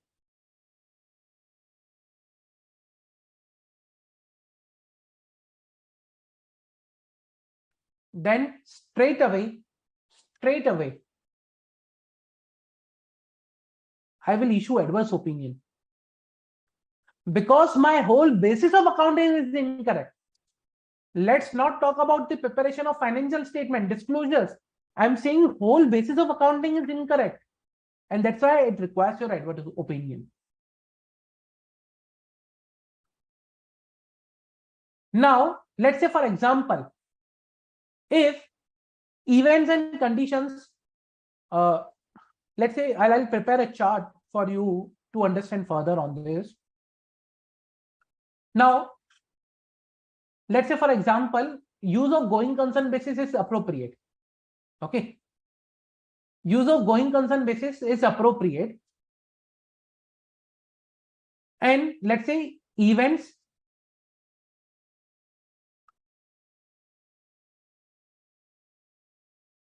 and conditions. Okay. Events and conditions exist. Okay. Events and condition exist. And you can say, you know, material uncertainty exists basically.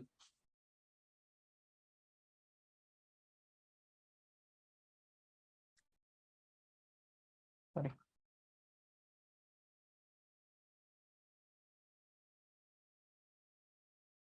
Now, when material uncertainty exists, either you can say, okay, going concern basis appropriate,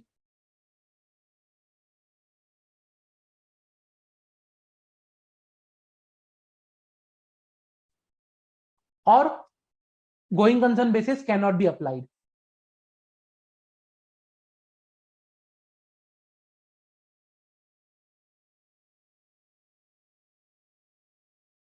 Okay. Going concern basis can be applied or cannot be applied. If cannot be applied and management has applied, then adverse opinion. If cannot be applied and management has not applied, basically management has complied with, then you need to just check compliance and disclosures. Okay. Now, going concern basis, the second option, when I'm saying going concern basis is appropriate to use, but there is events and conditions exist that may cast significant doubt on entity's ability to continue as a going concern, or there are material uncertainty. Okay. In that case, what is required to be done is, I need to check whether appropriate disclosure or an adequate disclosure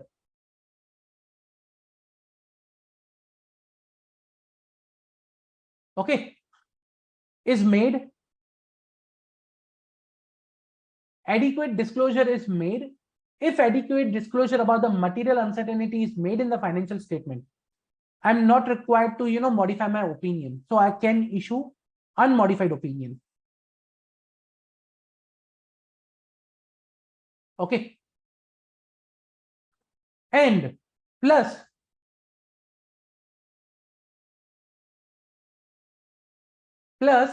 what I need to do is, I need to add a separate section.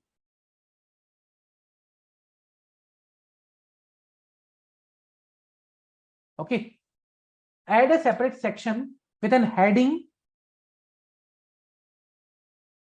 material uncertainty. Okay. And related to going concern. I need to add a separate section wherein I'll draw attention to the note in the financial statement of readers. Plus, I'll state the conditions that indicate a material uncertainty. So I'll indicate events and conditions. Okay. And I'll say that, okay, events and conditions exist, material uncertainty exists, but going concern basis is appropriate because of this reason, and hence my opinion is not modified. Now, what if the adequate disclosures are not made? Adequate disclosures are not made. In that scenario, simple. I need to either express modified opinion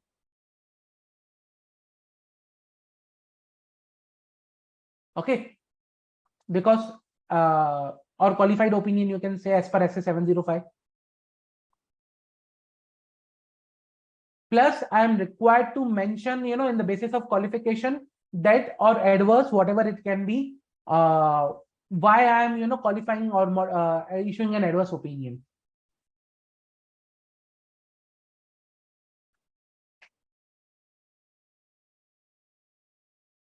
I hope I'm clear. Any doubt till now? Any doubt with respect to the disclosure part?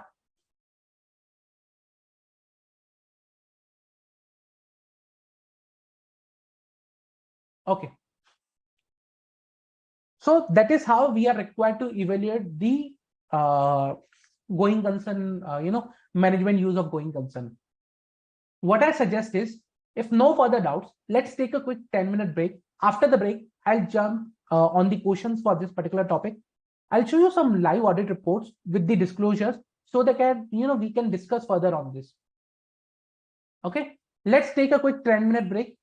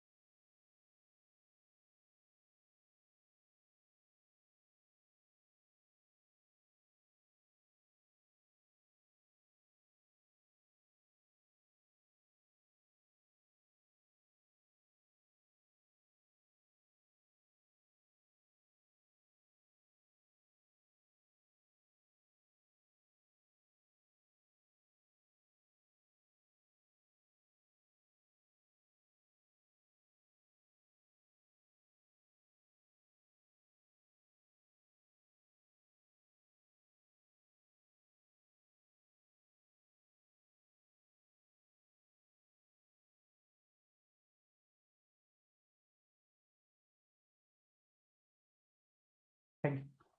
Hello, everyone. Welcome back. Let's continue the topic. As I told you, I'll show you some example first with respect to the audit report. You know, how it looks like when we have a paragraph on the, material uncertainty or going concern. That's one of the audit report that I have on my screen. If you see, we have a dedicated paragraph, as I was, discussing earlier, about the material uncertainty relating to the going concern. Now here, it says that, okay, attention is invited to note 33 in the standalone financial statement regarding the likely significant reduction in the company's future fee revenue and management expectation of the company's ability to at least meet its existing and future obligation over next 12 months out of its earnings and liquid asset. As stated therein, the company's business plan for the new fundraise have been kept on hold pending completion of stake sale. While there is a material uncertainty with regard to the stake sale, management believes that the use of going concern assumption for the preparation of the standalone financial statement is appropriate. Our opinion is not modified in respect to this matter. Now, let me show you one thing on this. When I talk about an event that is the significant reduction in the company's fee, future fee revenue and management expectations of meeting,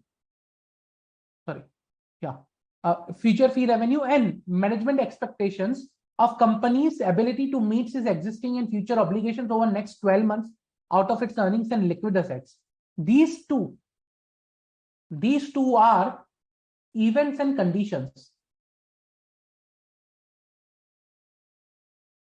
Okay, that are giving rise to material uncertainty. Events and conditions that are giving rise to the material uncertainty. Now, it's not necessary that each and every, material uncertainty requires that, management should not use going concern basis of accounting. Why? Reason, because there can be other what you can say, matters into the picture. Like, okay, we have a group support, we have other things that are required to be considered. Hence, it's an uncertainty. It's not a definite that the management use of going concern should not be there. So that's why here in the last it's written that management believe that the use of going concern assumption for preparation of standalone financial statement is appropriate, and our opinion is not modified in respect of this matter. Clear? So that's how things are there. You have events, you have material uncertainty, but that doesn't mean that there should not be a going concern basis. I hope I'm clear. Any doubts?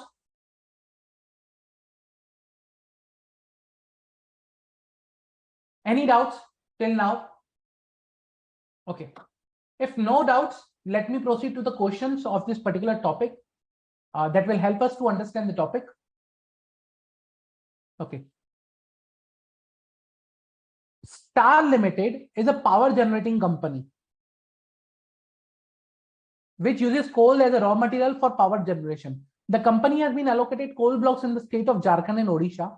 During FY21, a scam regarding allotment of coal blocks was unveiled, leading to a ban on allotment of coal blocks to various companies, including Star Limited.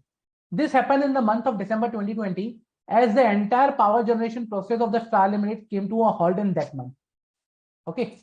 As a result of such ban and resultant stoppage of the production process, many key managerial personnel of the company left the company. There were delays in the payment of wages, salaries, and the banks from whom the company has taken funds for the project financing also decided not to extend further finance or fund the working capital requirement of the company. Further, when discussed with the management, the statutory auditor understood that the company has no action plan to mitigate such circumstances. Further, all such circumstances were not reflected in the financial statement of Star Limited. What action should the statutory auditor consider of the company consider in such situation? So these are the conditions and events. Okay. So I'll highlight the events and conditions, let's say in a particular blue color.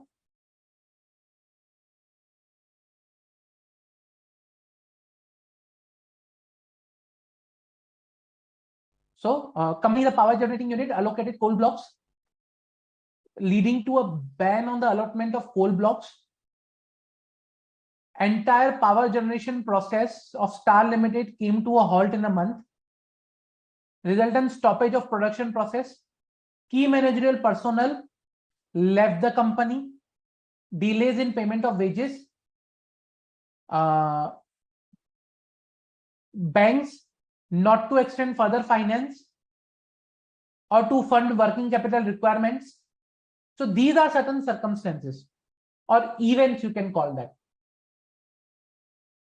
Now, you tell me what course of action should auditor choose in this scenario?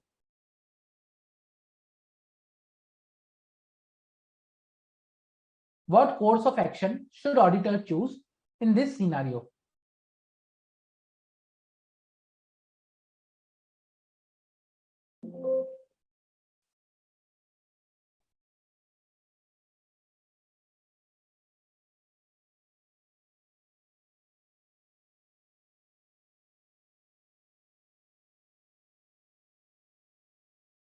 Come on, guys. Pretty easy. We have already discussed this particular one.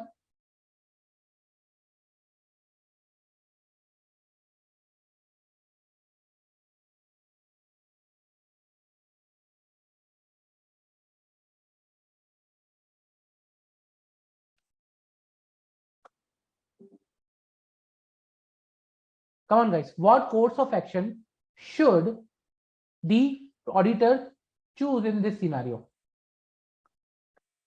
Think about like all the facts and scenarios of the case. There are events, whether the appropriate disclosure you think is there or not, and accordingly you need to take a decision.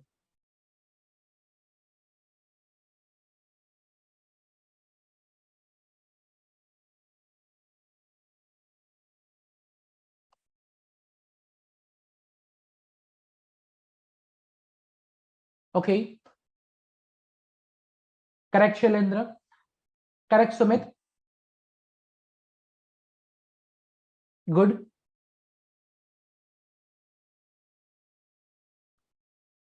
Come on, guys. I'm waiting for your answer. I received 2 answers. Pretty much correct.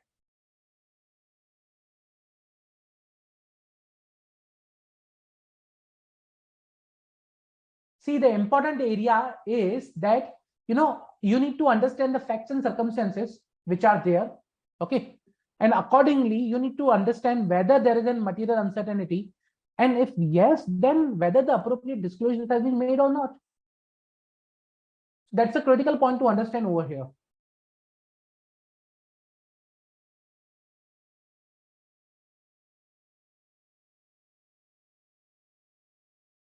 Come on, guys. Yeah. So I'll tell you the answer. In this scenario, in this particular scenario, see, there are events and conditions. Okay. There are events and conditions which are giving rise to material uncertainty. If these conditions are present, which are giving rise to material uncertainty, then in that particular case, what we are required to do is we are required to check, as I said, we are required to check appropriate disclosures. Okay.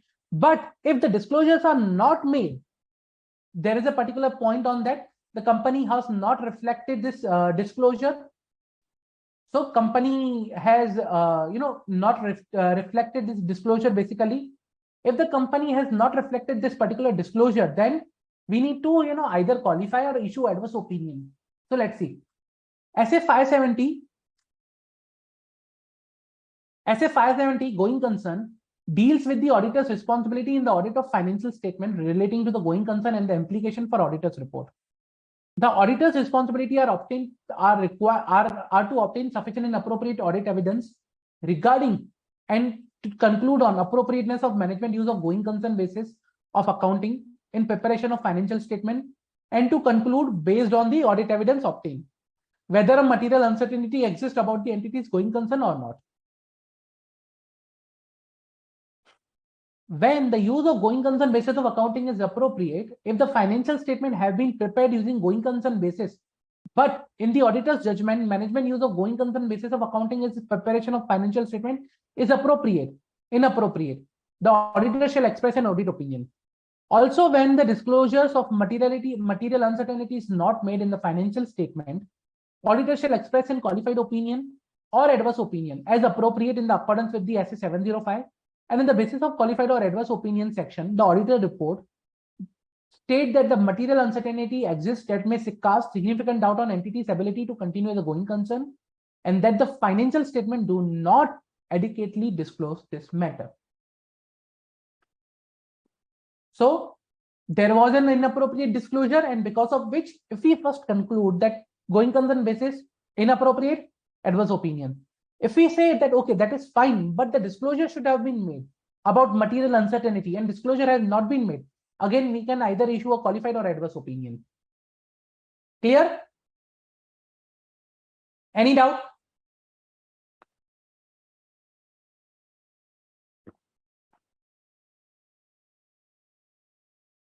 Okay.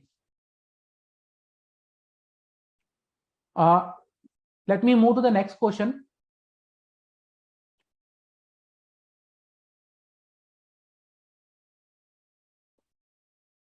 During the audit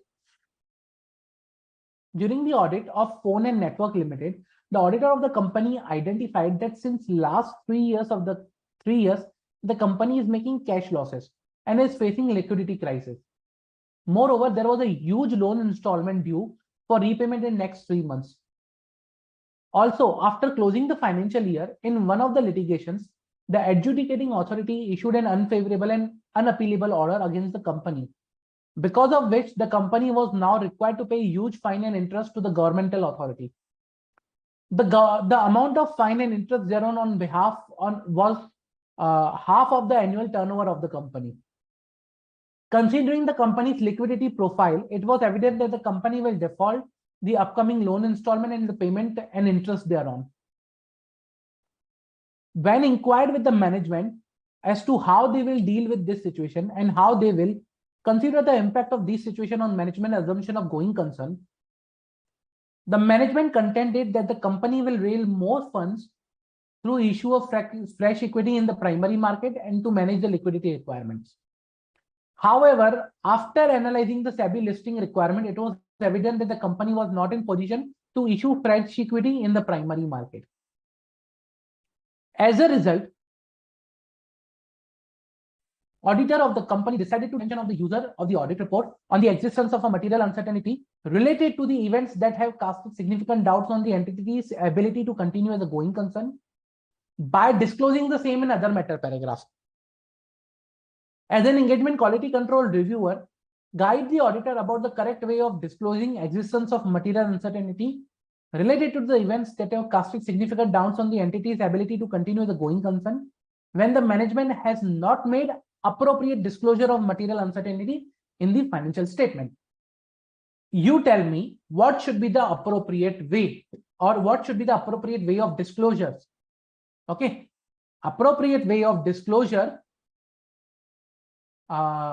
the correct way of disclosing material uncertainty when management has not appropriately disclosed material uncertainty in the financial statement. Now you need to talk about auditor's way of disclosure. Okay, so how auditor should disclose here?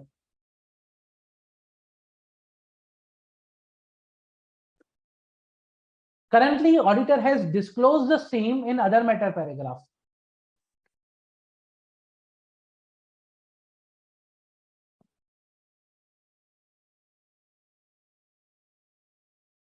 Currently, the auditor has disclosed in other matter paragraph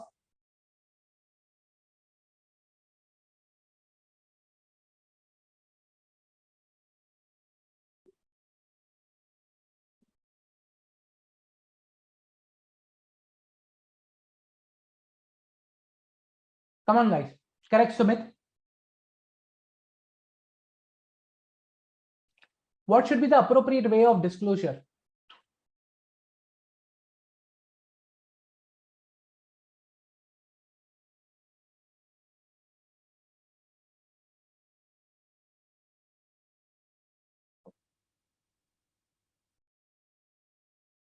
See, here there are conditions existing.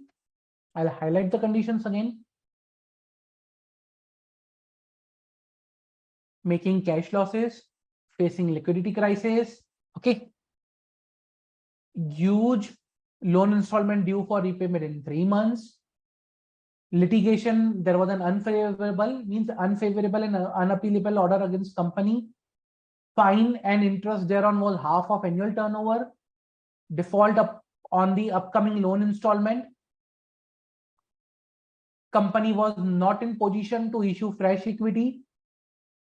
So these are certain conditions or events.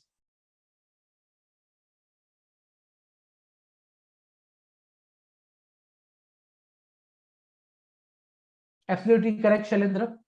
So let's see the options.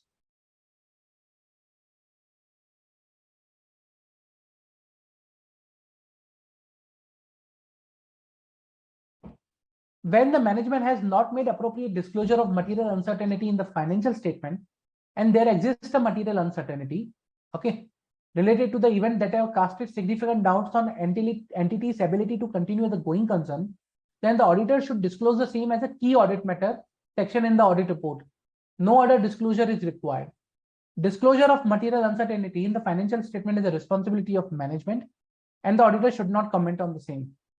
When the management has not made appropriate disclosure of material uncertainty in the financial statement and there exists a material uncertainty related to the events that have casted significant doubts on the entity's ability to continue as a going concern, then the auditor should express a qualified or adverse opinion and should mention in the basis of qualified or adverse opinion section of audit report about existence of material uncertainty.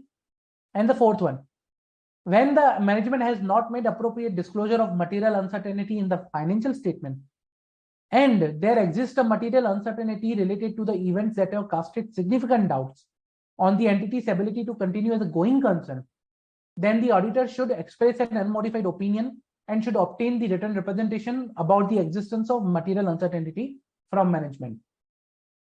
So here the correct option will be 3. Reason because if there has been no disclosure or appropriate adequate disclosure by the management, we need to either issue a qualified or adverse opinion, and on the basis of qualified or adverse opinion section, we need to report about the material uncertainty.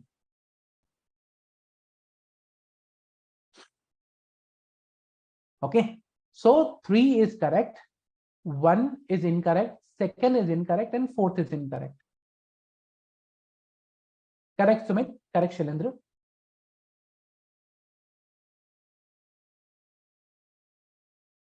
I hope I'm clear. Okay. Any doubts till now? No?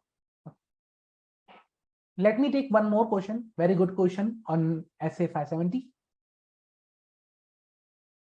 Abhinandan Limited, a chemical manufacturing company having its factory located at Nandin village for financial year 21-22, appointed Sabhua and company as their statutory auditors. During the course of audit, Subhau and company identified that the Abhinandan Limited received a show court notice from the National Green Tribunal based on the investigation performed by the Regional Forest Department for violating environmental laws. Upon gathering a further understanding of the said matter, it was identified that the Abhinandan Limited was dumping toxic solid waste without treating it on the nearby grounds. Because of this, the nearby water bodies were getting polluted. Based on the preliminary investigation performed, the Regional Forest Department, under the direction of National Green Tribunal, it was identified that these practices were carried out since 2009 and a lot of damage has been done to the environment by Abhinandan Limited. A show cause notice was already issued to the Abhinandan Limited by National Green Tribunal for levying the penalty of an amount of rupees 500 crores. The unaudited profit for the financial year 21-22 of the Abhinandan Limited was 35 crores and the unaudited turnover was 100 crores. Upon inquiry, it was identified the Abhinandan had disclosed this matter in the financial statement by way of footnote, the extract of which is provided below. The company has received a show cause notice from the Green Tribunal for some potential violation of environmental laws, and the company's legal department has assessed and found that the judgment would be in favor of the company. Accordingly, no provision has been created for such notices. In the light of above scenario, kindly provide what should be the appropriate option for the statutory auditor of the company to report this matter. So you tell me what should be the appropriate, way to report this matter and whether the disclosures which are done by the company are appropriate or not. So I'll give you the highlight the conditions or events. Okay. Dumping salt toxic waste without treating it on the nearby grounds. Practices were carried out by 2009. Lot of damage has been done to the environment. Green Tribunal levying the penalty of an amount of 500 crores. Okay, so these were the certain things. So these are certain, you can say events and conditions that are giving, rise, or they are casting significant doubt on entity's ability to continue as a going concern. You tell me what should be the appropriate way of disclosure and what auditor should do here.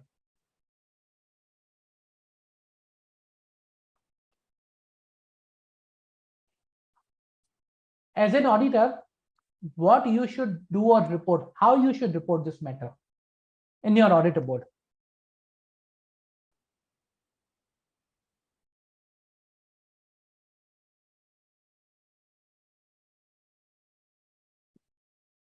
How you should report this matter in your audit report.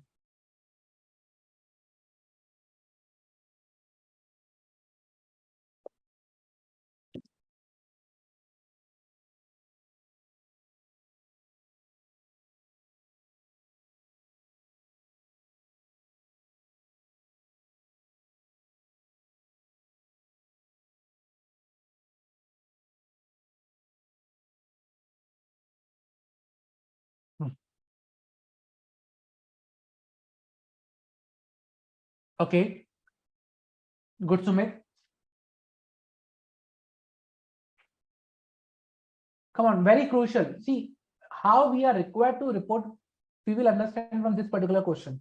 Very crucial question, I'll say.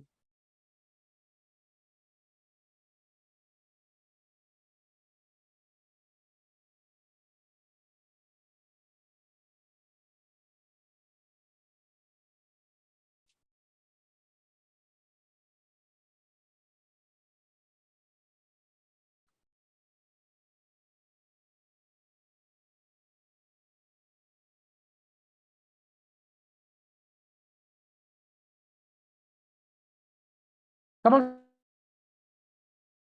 guys. Pretty crucial. I'll say. Try to this question. Very important. Okay. So, correct, Shailendra. Okay. Let me show you the answer. See, first of all, there are two essays which will come into picture. That is one essay 250, because there is a laws and regulations. We need to consider the laws and regulations in an audit of financial statement. Another will be essay 570. Okay. Now, again, there are two things we need to consider. One is that this is a company limited. Okay. So not only essay will come into picture, company's reporting will also come into the picture. Let us see the answer. As per essay 250,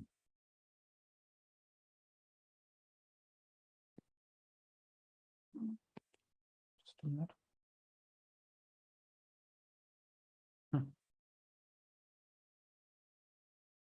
As per essay 250, considerations of laws and regulation in an audit of financial statement, the auditor is required to obtain an understanding and need to evaluate the impact of other laws and regulations that do not have a direct effect on the determination of amounts and disclosures in the financial statement, but compliance with which may be fundamental to the operating aspect of the business. To an entity's ability to continue its business or avoid penalties. Okay. Non-compliance with which such laws and regulations may therefore have a material effect on the financial statement.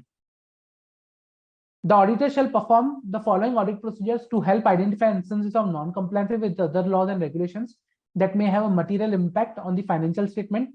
Inquiring with the management, inspecting correspondence, if any, with relevant licensing or regulatory authority. As per section 143(3)(j), read with rule 11A, the auditor is required to report whether the company has disclosed the impact of, if any, of pending litigations on its financial position in the financial statement. Also, as per SA 570, going concern, if the auditor concludes that the management use of going concern basis of accounting is appropriate in the circumstances, but a material uncertainty exists, the auditor shall determine whether the financial statement adequately disclose the principal events or conditions that may cast significant doubt on entity's ability to continue as a going concern, and management plans to deal with these events or conditions. Second, disclose clearly that there is a material uncertainty related to the events or conditions that may cast significant doubt on the entity's ability to continue as a going concern, and therefore it may be unable to realize its assets and discharge its liabilities in the normal course of business. As a result, appropriate disclosure should be provided by the management for such events which cast significant doubt on entity's ability to continue as a going concern. As no appropriate disclosure has been provided by Abhinandan Limited for such show cause notice, Subhau and company should report this matter in their audit report under going concern para as per SA 570 and under clause J of section 143 of the Companies Act. Also, auditor is required to issue adverse opinion as per SA 705, modification to the opinion in the independence auditor's report. This is how the appropriate reporting is required to be done in this case. Any doubt? Any doubt till now?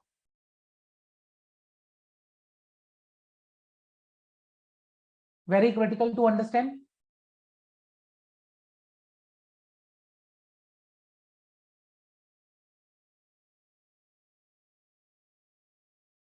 See, this particular questions not only deals with one of the standard, it talks about 250, it talks about 570, it's talk about the Companies Act reporting, because it is based on, like, it's a Abhinandan Limited is a company, so accordingly we need to talk about the company's reporting also. Now some will question, then we should consider Caro also, but having in this example there was no detail with respect to the Caro. That's why appropriate, we cannot assume whether the Caro is applicable or not.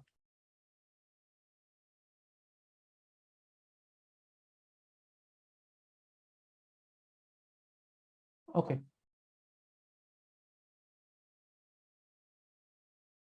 It will not be reported in key audit matter para because it's a point of qualification. As management has not appropriately disclosed, adequately disclosed, it will be point of a qualification or adverse opinion.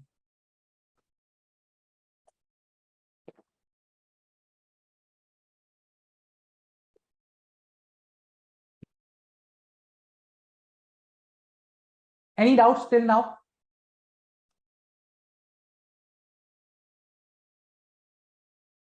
Okay.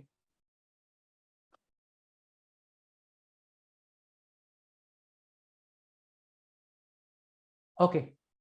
If no further doubts, what I'll suggest is let's move to the next standard, SA 580.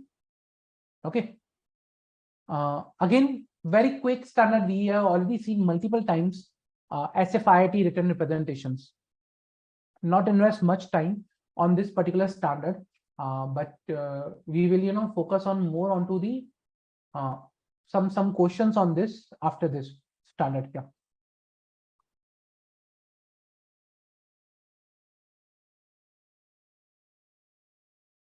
80 talks about written representations, and basically if you see the written representations, the requirement or the objective of this particular standard that is there for the auditor, the auditor's objectives are to obtain written representations from management and where applicable from those charged with governance. Okay, whether they believe that they have fulfilled their responsibility in preparation of financial statement for completeness of the information to support other audit evidence. Okay, and specific assertions in the financial statement to respond appropriately to the written representation provided by the management, where appropriate with discharge governance, if they have provided written representation to us. And the scope of this particular standard is auditors is with respect to the written representations obtained by the auditor as a part of their audit procedures. Okay. So now, with respect to the written representations, there are certain requirements that we need to consider, like from whom we should obtain the written representation. Okay. Written representations should be obtained from the management with appropriate responsibilities. Okay. Now, let's say, for example, there is a big thing, like in an organization, there can be a lot of people. Okay. Different hierarchies. From whom we are obtaining a written representation or whom is acknowledging is a very important and crucial part. So it should be obtained from the management rather than any other person from the other than the management, or if required, then those charged with governance. Okay. Now, when we talk about written representations, okay, they at times are also necessary as an audit evidence, but they do not provide sufficient and appropriate audit evidence on their own. Means we should not only rely upon the written representations as an audit evidence. So although written representations provide necessary audit evidence, they do not provide sufficient and appropriate audit evidence on their own. Okay. The date of written representation shall be as near as practicable but not after the date of audit report. Means our representation should be near to the date of auditor's report, but not after the date of auditor's report. Written representations shall be in the form of representative letter addressed to the auditor. It should not be the case, okay, the written representation is addressed to someone else and we are using that. That will be inappropriate.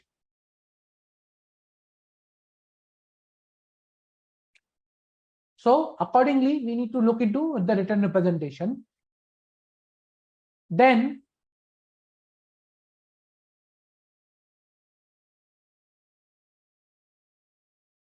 okay, if the auditor has a concern about the written representation, okay, if the auditor has a concern about the written representation, then what is required to be done is, first of all, let's say, for example, management has given you a written representation.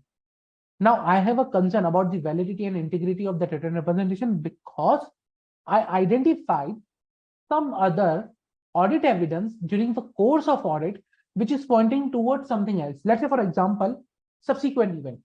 I obtained a written representation from management and management mentioned that, okay, there are no subsequent events that require any adjustment or disclosure in the financial statement. I said, fine, good. But while going through the minutes of the meeting, I came to know about one such event. And after identifying that one such event, I have a now, there was a doubt with respect to the written representation that has been shared by the management. Okay, on the reliability of the written representation shared by the management. Now, if I have a doubt, okay, then what I'm required to do is I am required to consider the reliability of the written representation, plus I need to evaluate the impact due to the reliability. Okay, I need to consider the reliability and I need to consider the impact over the other written representations that will be submitted to me based on the reliability.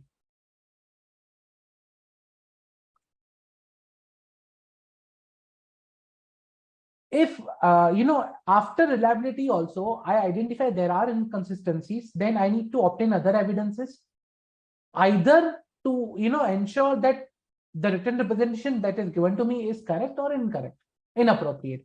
So to resolve the conflicts, I need to gather additional audit evidences, and based on that I need to take decision whether I can rely upon the I can take written representations as an audit evidence or not.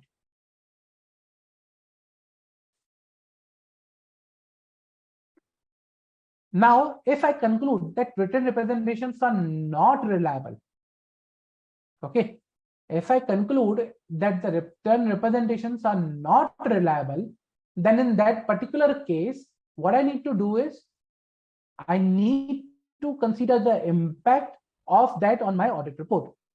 Simple.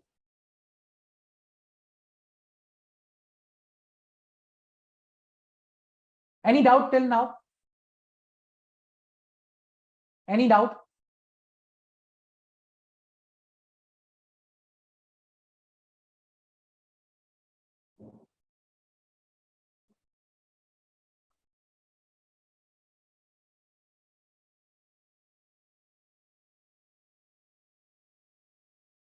Any doubt? Okay.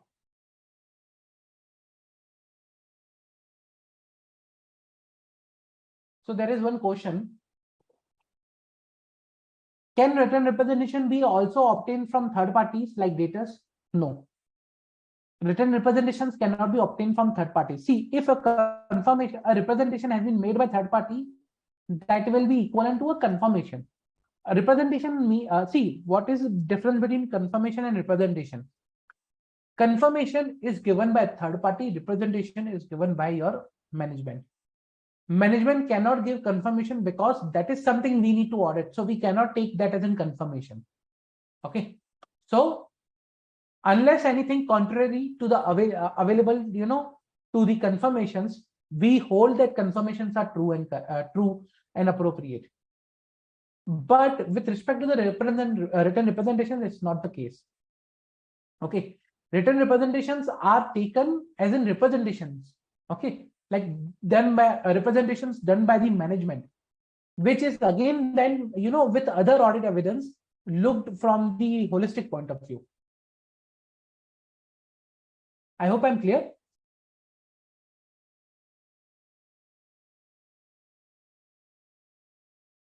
Another question is, can the auditor take shadow of written representation if he has done work in good skill and honestly, but not getting audit evidence for misappropriation in financial statement? Answer is no. The first point is written representations are audit evidence, but are not sufficient and appropriate audit evidence. There is a difference between both. Okay. When I say audit evidence, it's an evidence that can be, used to form a conclusion and basis of the conclusion. See, for conclusion,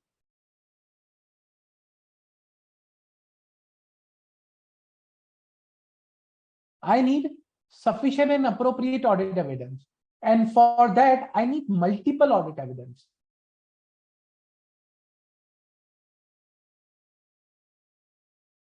Okay. And one such audit evidence can be written representation. But written representation cannot be sufficient and appropriate audit evidence. No, cannot be. If I say I have only written representation, I don't have anything else, and I'll treat this written representation as an sufficient and appropriate audit evidence, I don't have any other audit evidence available, then that will be wrong. I need to have other audit evidence with written representation so that I can say I have sufficient and appropriate audit evidence to form a conclusion. Simple.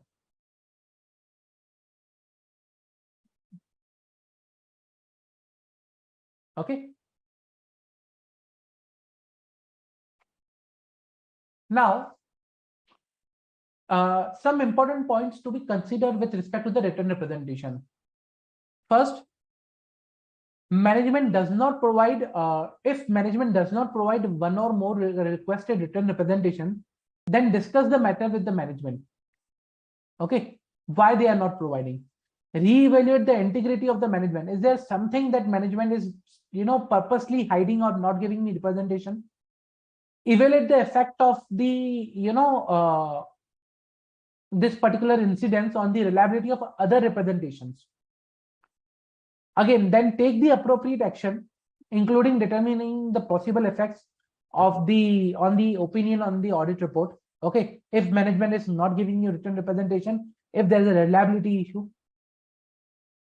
if auditor concludes that there is a sufficient doubt about the integrity of management, If management does not provide written representations, then the auditor can also disclaim the opinion on the financial statement, because uh, written representation can be is an part of an audit evidence. But if you are not getting audit evidence, how can you issue an opinion? That's the question over here. Clear? Any doubt?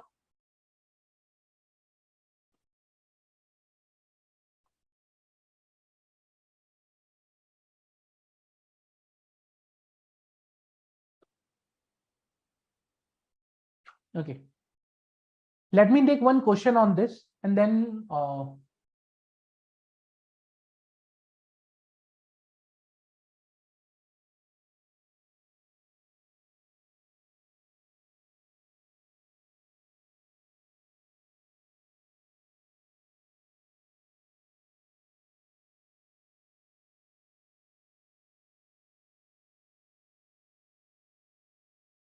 PRSHN company is the statutory auditor of Make My Journey Limited.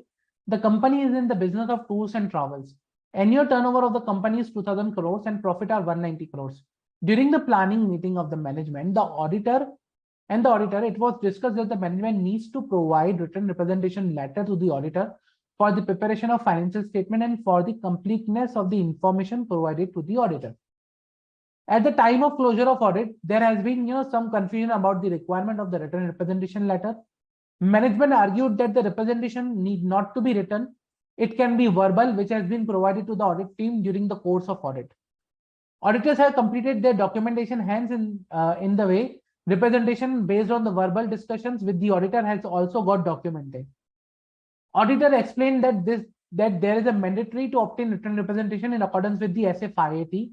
However, still some confusion remains regarding the date and period covered by the written representation. You are required to advise about the date and period covered by the written representation.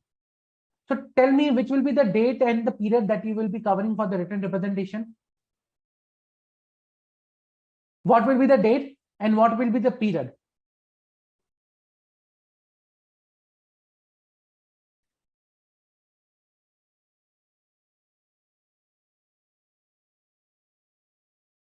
What will be the date and the period that should be there in the written representation?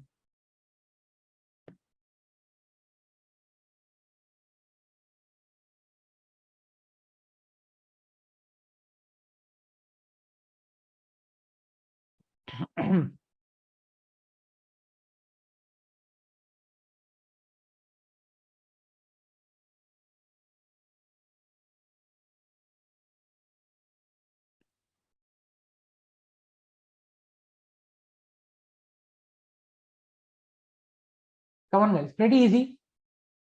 We have I just now discussed about the date of the written representation.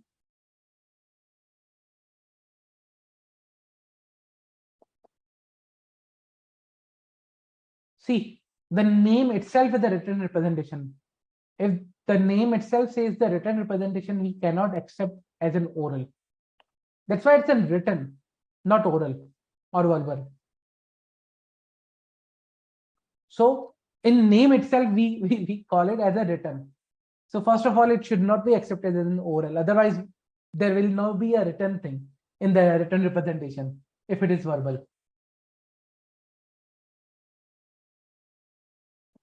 What should be the date and period of the written representation?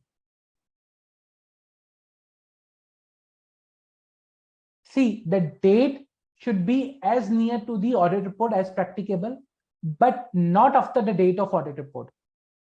Okay, this one. The date of the written representation should be as near as to the audit report date. And the period should be the period of audit or the period of financial statement, basically. That should be the period of your written representation. Correct, Sumit. So date and period are the date is near to audit report as practicable possible, and period should be the financial year or the period which is based on the financial statement, period of financial statement. And written representation should be written, not verbal, and it should be addressed to the auditor. That's just particular thing. So even if I show you,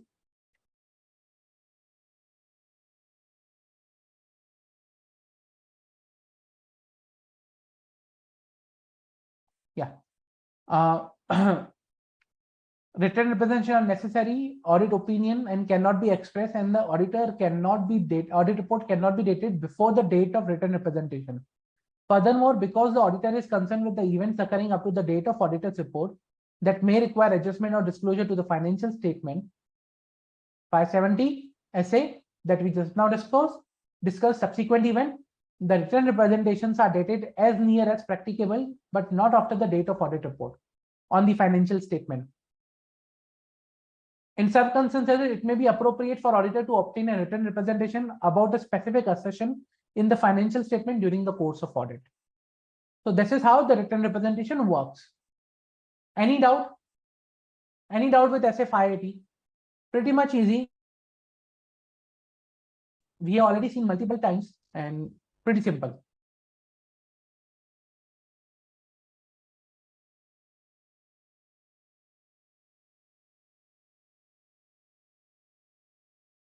Okay. If no further doubts, then what I suggest is let's move to the another essay, because 580 pretty simple and short essay. There is nothing much in this. And we have covered it multiple times, written representation at various phases.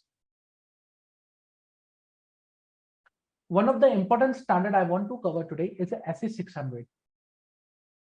Okay. Sorry.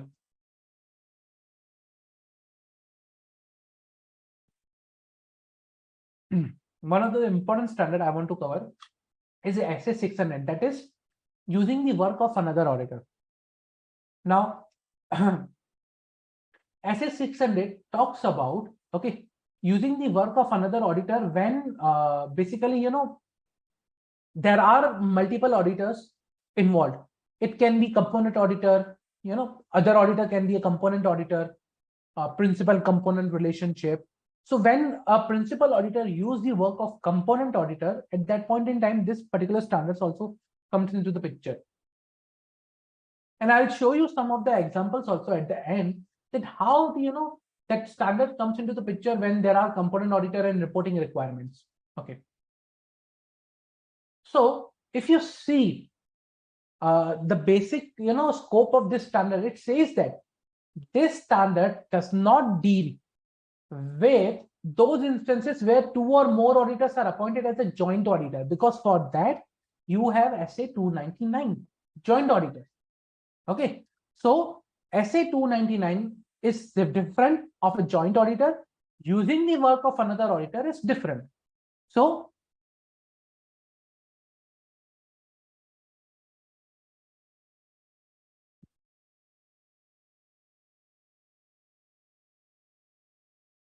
joint auditor is SA 299, not here. Okay.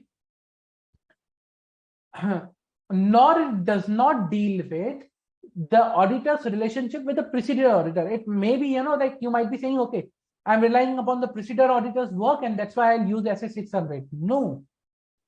So, auditor relying upon predecessor auditor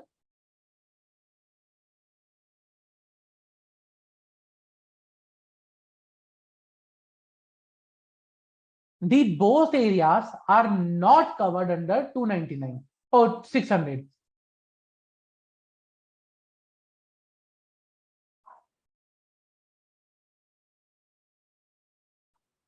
Okay, these both areas are not covered by the 600. And there is one more exception where this particular standard will not be working. But before that, then I need to explain you where this standard will work. Okay. When principal auditor uses the work of another auditor, the principal auditor shall determine the work of other auditor which will affect the audit, and accordingly this particular standard will come into the play. So when auditor delegate works to the assistants or uses the work performed by other auditors, an expert, he will continue to be responsible for expressing his opinion on the financial statement. But in that case, the work that is done by another auditor, okay, but in that case, the work that is done by another auditor, that work, for that particular work, we will be using this particular essay. So the purpose of this standard is to establish requirements that can be applied into a situation where an auditor we'll refer as a principal auditor, okay, where an auditor reporting on the financial information of an entity uses the work of another auditor, and we will refer to that other or another auditor, or at times we will say that as a component auditor. Okay, this standards deals with the primary responsibility, deals with the principal auditor's responsibility, how a principal auditor can use the work performed by other auditor, okay, and what he should do, what are his responsibility is. So that is something covered in this particular standard.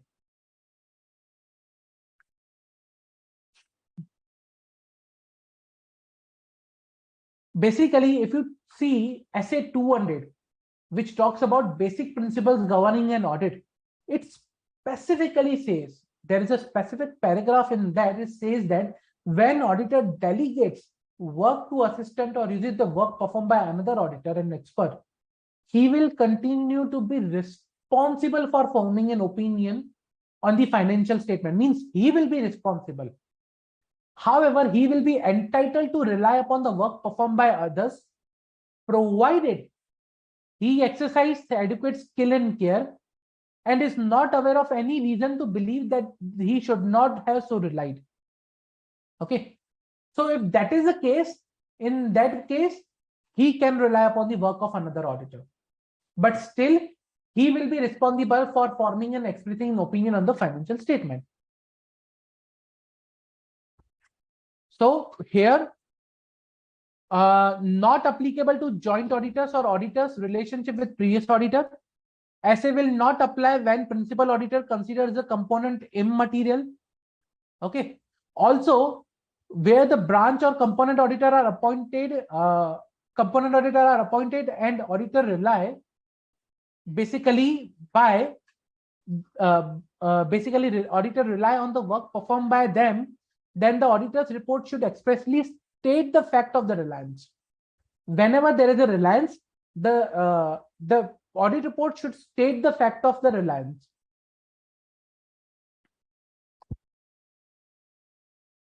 When all the individual immaterial components combined are material, then this assay will apply. Also, we need to understand that how principal auditor has to evaluate the work of another auditor and how it will impact the audit.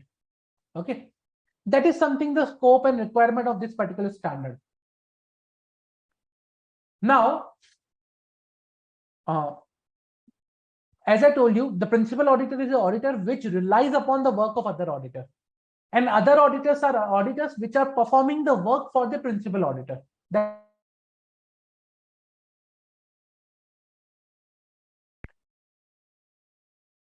Okay. Then, when I talk about the duties of the principal auditor, okay, first duty of the principal auditor comes that before accepting as a principal auditor, before accepting being as a principal auditor or act as a principal auditor, he need to satisfy few things. Today, I cannot directly, let's say, for example, I'll give you one example.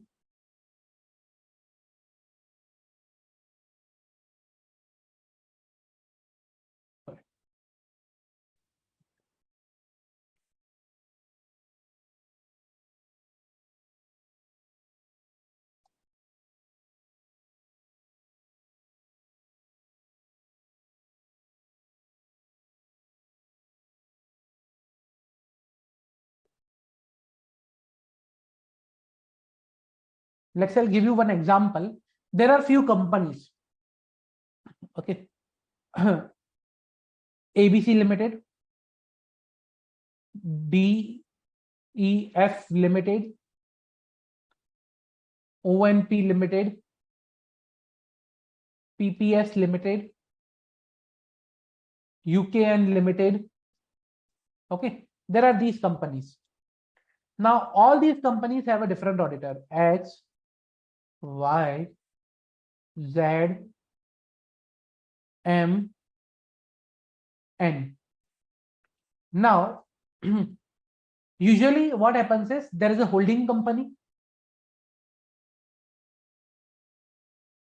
which has a subsidiary.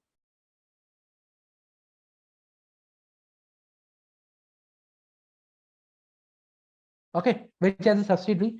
Now the holding company is, let's say holding company has an auditor M. There's the same auditor, this one, M auditor. Okay. I'll show you some facts and figures of the companies. Now, let's say turnover.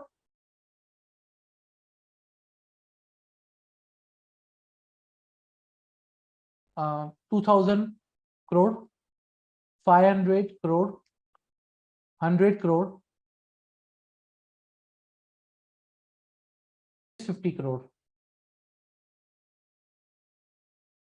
Let's say net asset.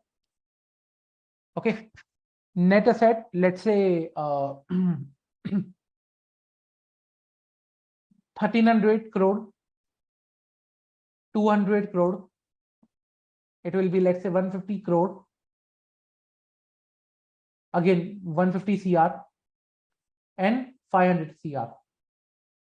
Now let's talk about these figures of holding company. Holding company does not have any turnover because it's a holding company. The only thing is it receives the dividend. It goes to somewhere near to, let's say, dividend for holding company is 10 crore throughout the year. Net asset is nothing but the investment in these various companies. Let's say it has a 50 crore investment, nothing else. Okay, hypothetical example. Now, when I talk about principal auditor, according to you guys, who should be principal auditor? Usually people will say the auditor of the holding company to be a principal auditor, that is M. But whether it is correct, M to be a principal auditor. So there are few things that are required to be taken, considered before being, accepting position as a principal auditor. The auditor should consider the materiality of the portion of the financial statement which the principal auditor audits, the principal auditor's degree of the knowledge regarding business of the component. Okay. Let's say, for example, the risk of material misstatement in the financial information of the component audited by the other auditors, performance of additional procedures as set out in the essay regarding the component audited by other auditors. And at times there is a very complex structure available. Let's say holding company holds only 49% or let's say 51% in each of the entity. Okay.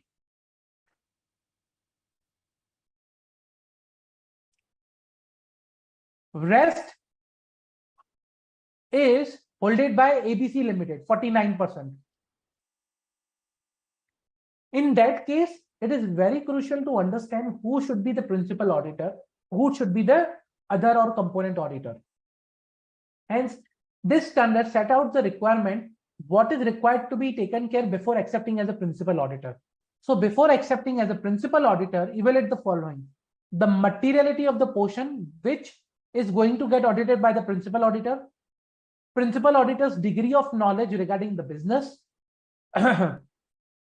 risk of material misstatement in the financial information of component, and performance of additional procedures that are there in this particular standard, and which includes the additional procedures, performance of additional procedures that we will be discussing throughout this particular standard. If principal auditor, if principal auditor tomorrow decides that, I am the principal auditor, then he need to consider that, okay, whether the other auditor is professionally competent enough if he is not a ICI member. So he needs to, principal auditor should consider the professional competency of the other auditor if not the ICI member. Okay.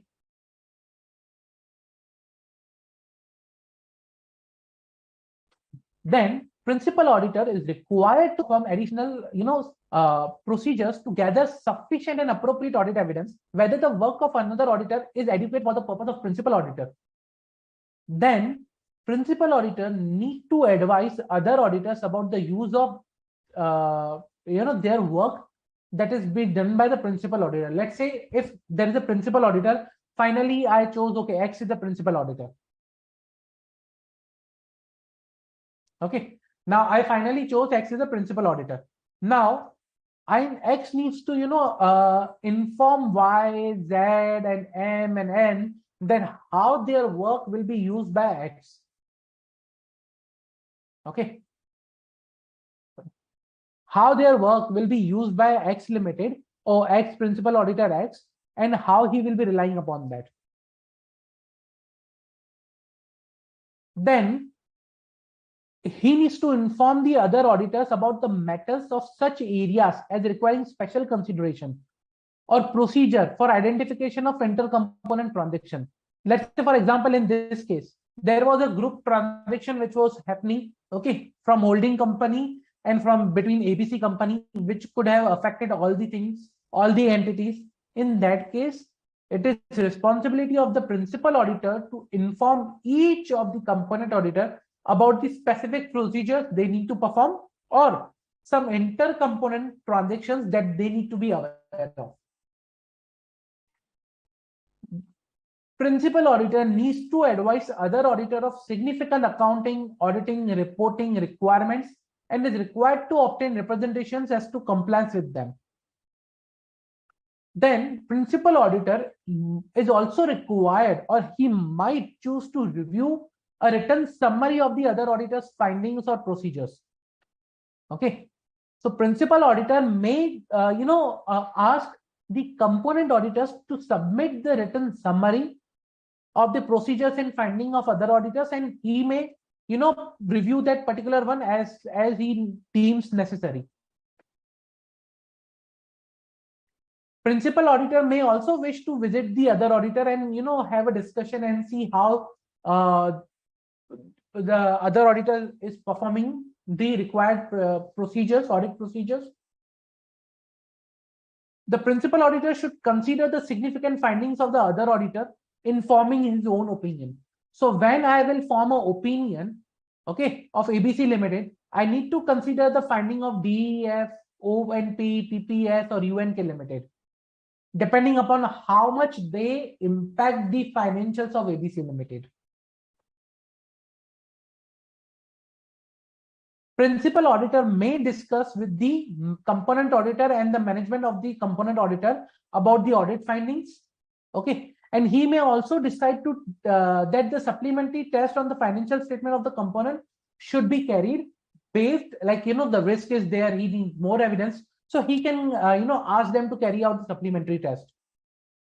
Where the other auditor report is modified, the principal auditor should also document how he has dealt with the qualification and the adverse remarks contained in the other auditor's report in framing his own opinion.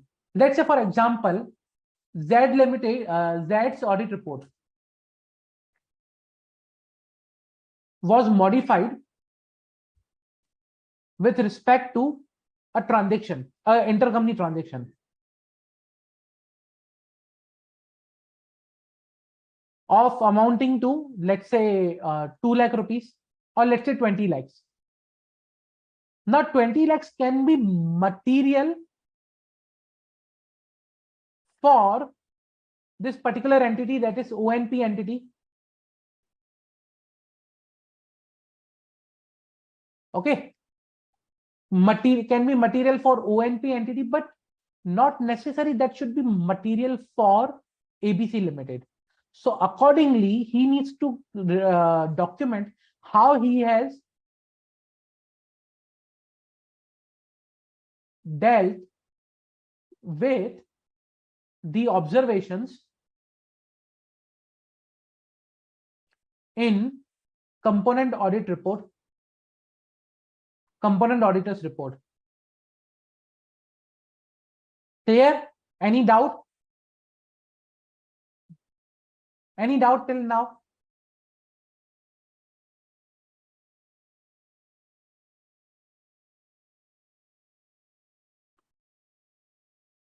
Okay. So now once these procedures or this is done, then there is a need for the coordination between the auditors. See, without coordination, component auditor and principal auditor cannot work efficiently. So hence this standard set out the requirement of the coordination also. It says that there should be sufficient coordination or sufficient liaison between the principal auditor and the other auditors.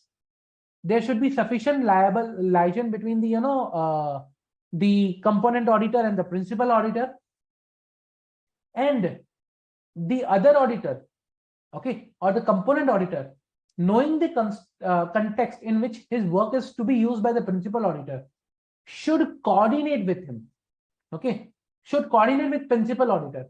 For example, now let's say, for example, it was the responsibility of the component auditor specifically set out that they should identify or they should report any non-disclosed intercomponent transaction. Now, other auditor is aware that it is his responsibility, so he should cooperate and he should coordinate and he should timely report any such transactions which are there or intercomponent transactions which are required to be reported immediately. Then the principal auditor may require the other auditor to answer a detailed questionnaire regarding the matters on which the principal auditors require information, additional information. Okay. So that is the level of coordination is required between the auditors. Now comes to the reporting consideration area, where the principal auditor concludes that based on his procedure, that the work of the other auditor cannot be used. I cannot use the work of other auditor, or the principal auditor is not able to perform sufficient and additional procedures regarding the financial information of the component auditor. Okay. Then in that case, either I should qualify my opinion or I should disclaim it. Means when I cannot rely upon the work of component auditor, either I should qualify my opinion based on the materiality, and if it is material and pervasive, and then in that case I should disclaim the opinion. Is principal auditor not able to use the work of other auditor and he was not able to perform any additional procedure on component FS, then issue qualified or disclaim the opinion due to limitation on scope. Then subsequently, okay, he needs to also provide the basis for the modification in his audit report. Okay.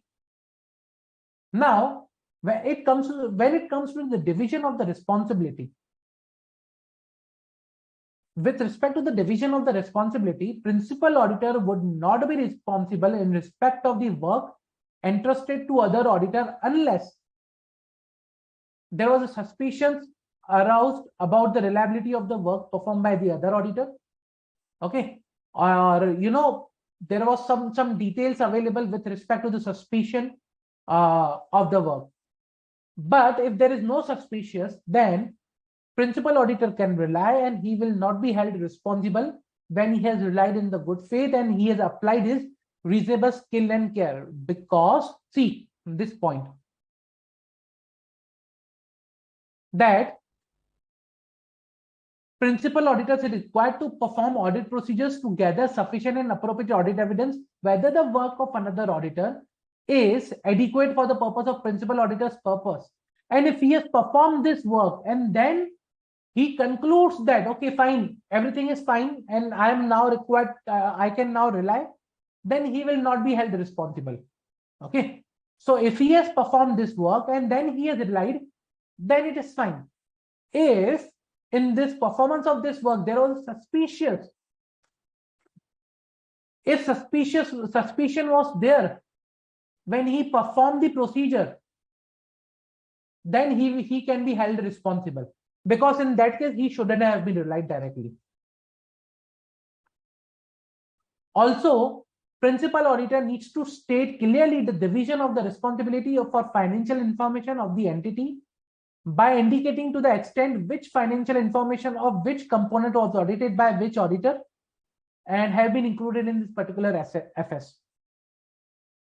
Now, this disclosure is done in the financial statement. I'll show you, I think in next lecture, the draft financial state, or the real financial statement, where we will be seeing this particular. But this is done where we, by the way of other information or other matters, we specify this thing. Any doubt with respect to this essay? So this is reported as per essay 706. And when we will be deal 706 also, we will see this particular one. Any doubt till now with respect to this particular standard?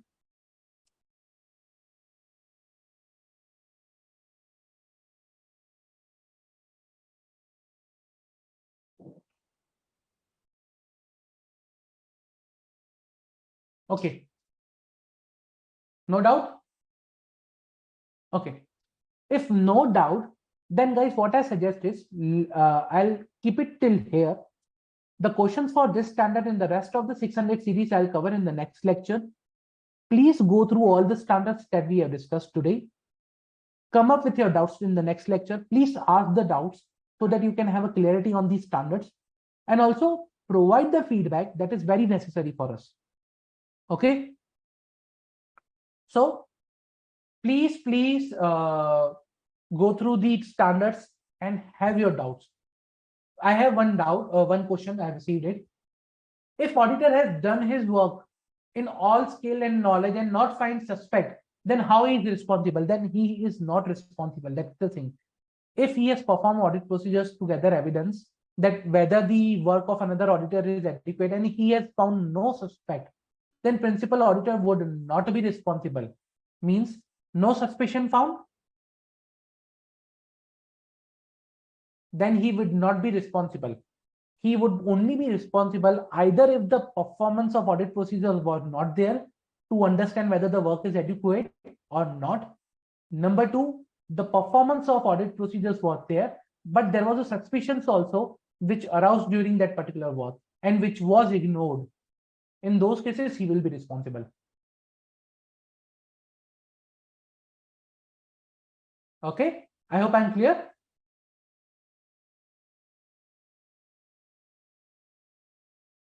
Okay, guys. If no further doubts, then I'll conclude the session over here. Thank you. Thank you for participating. I'll see you in the next lecture.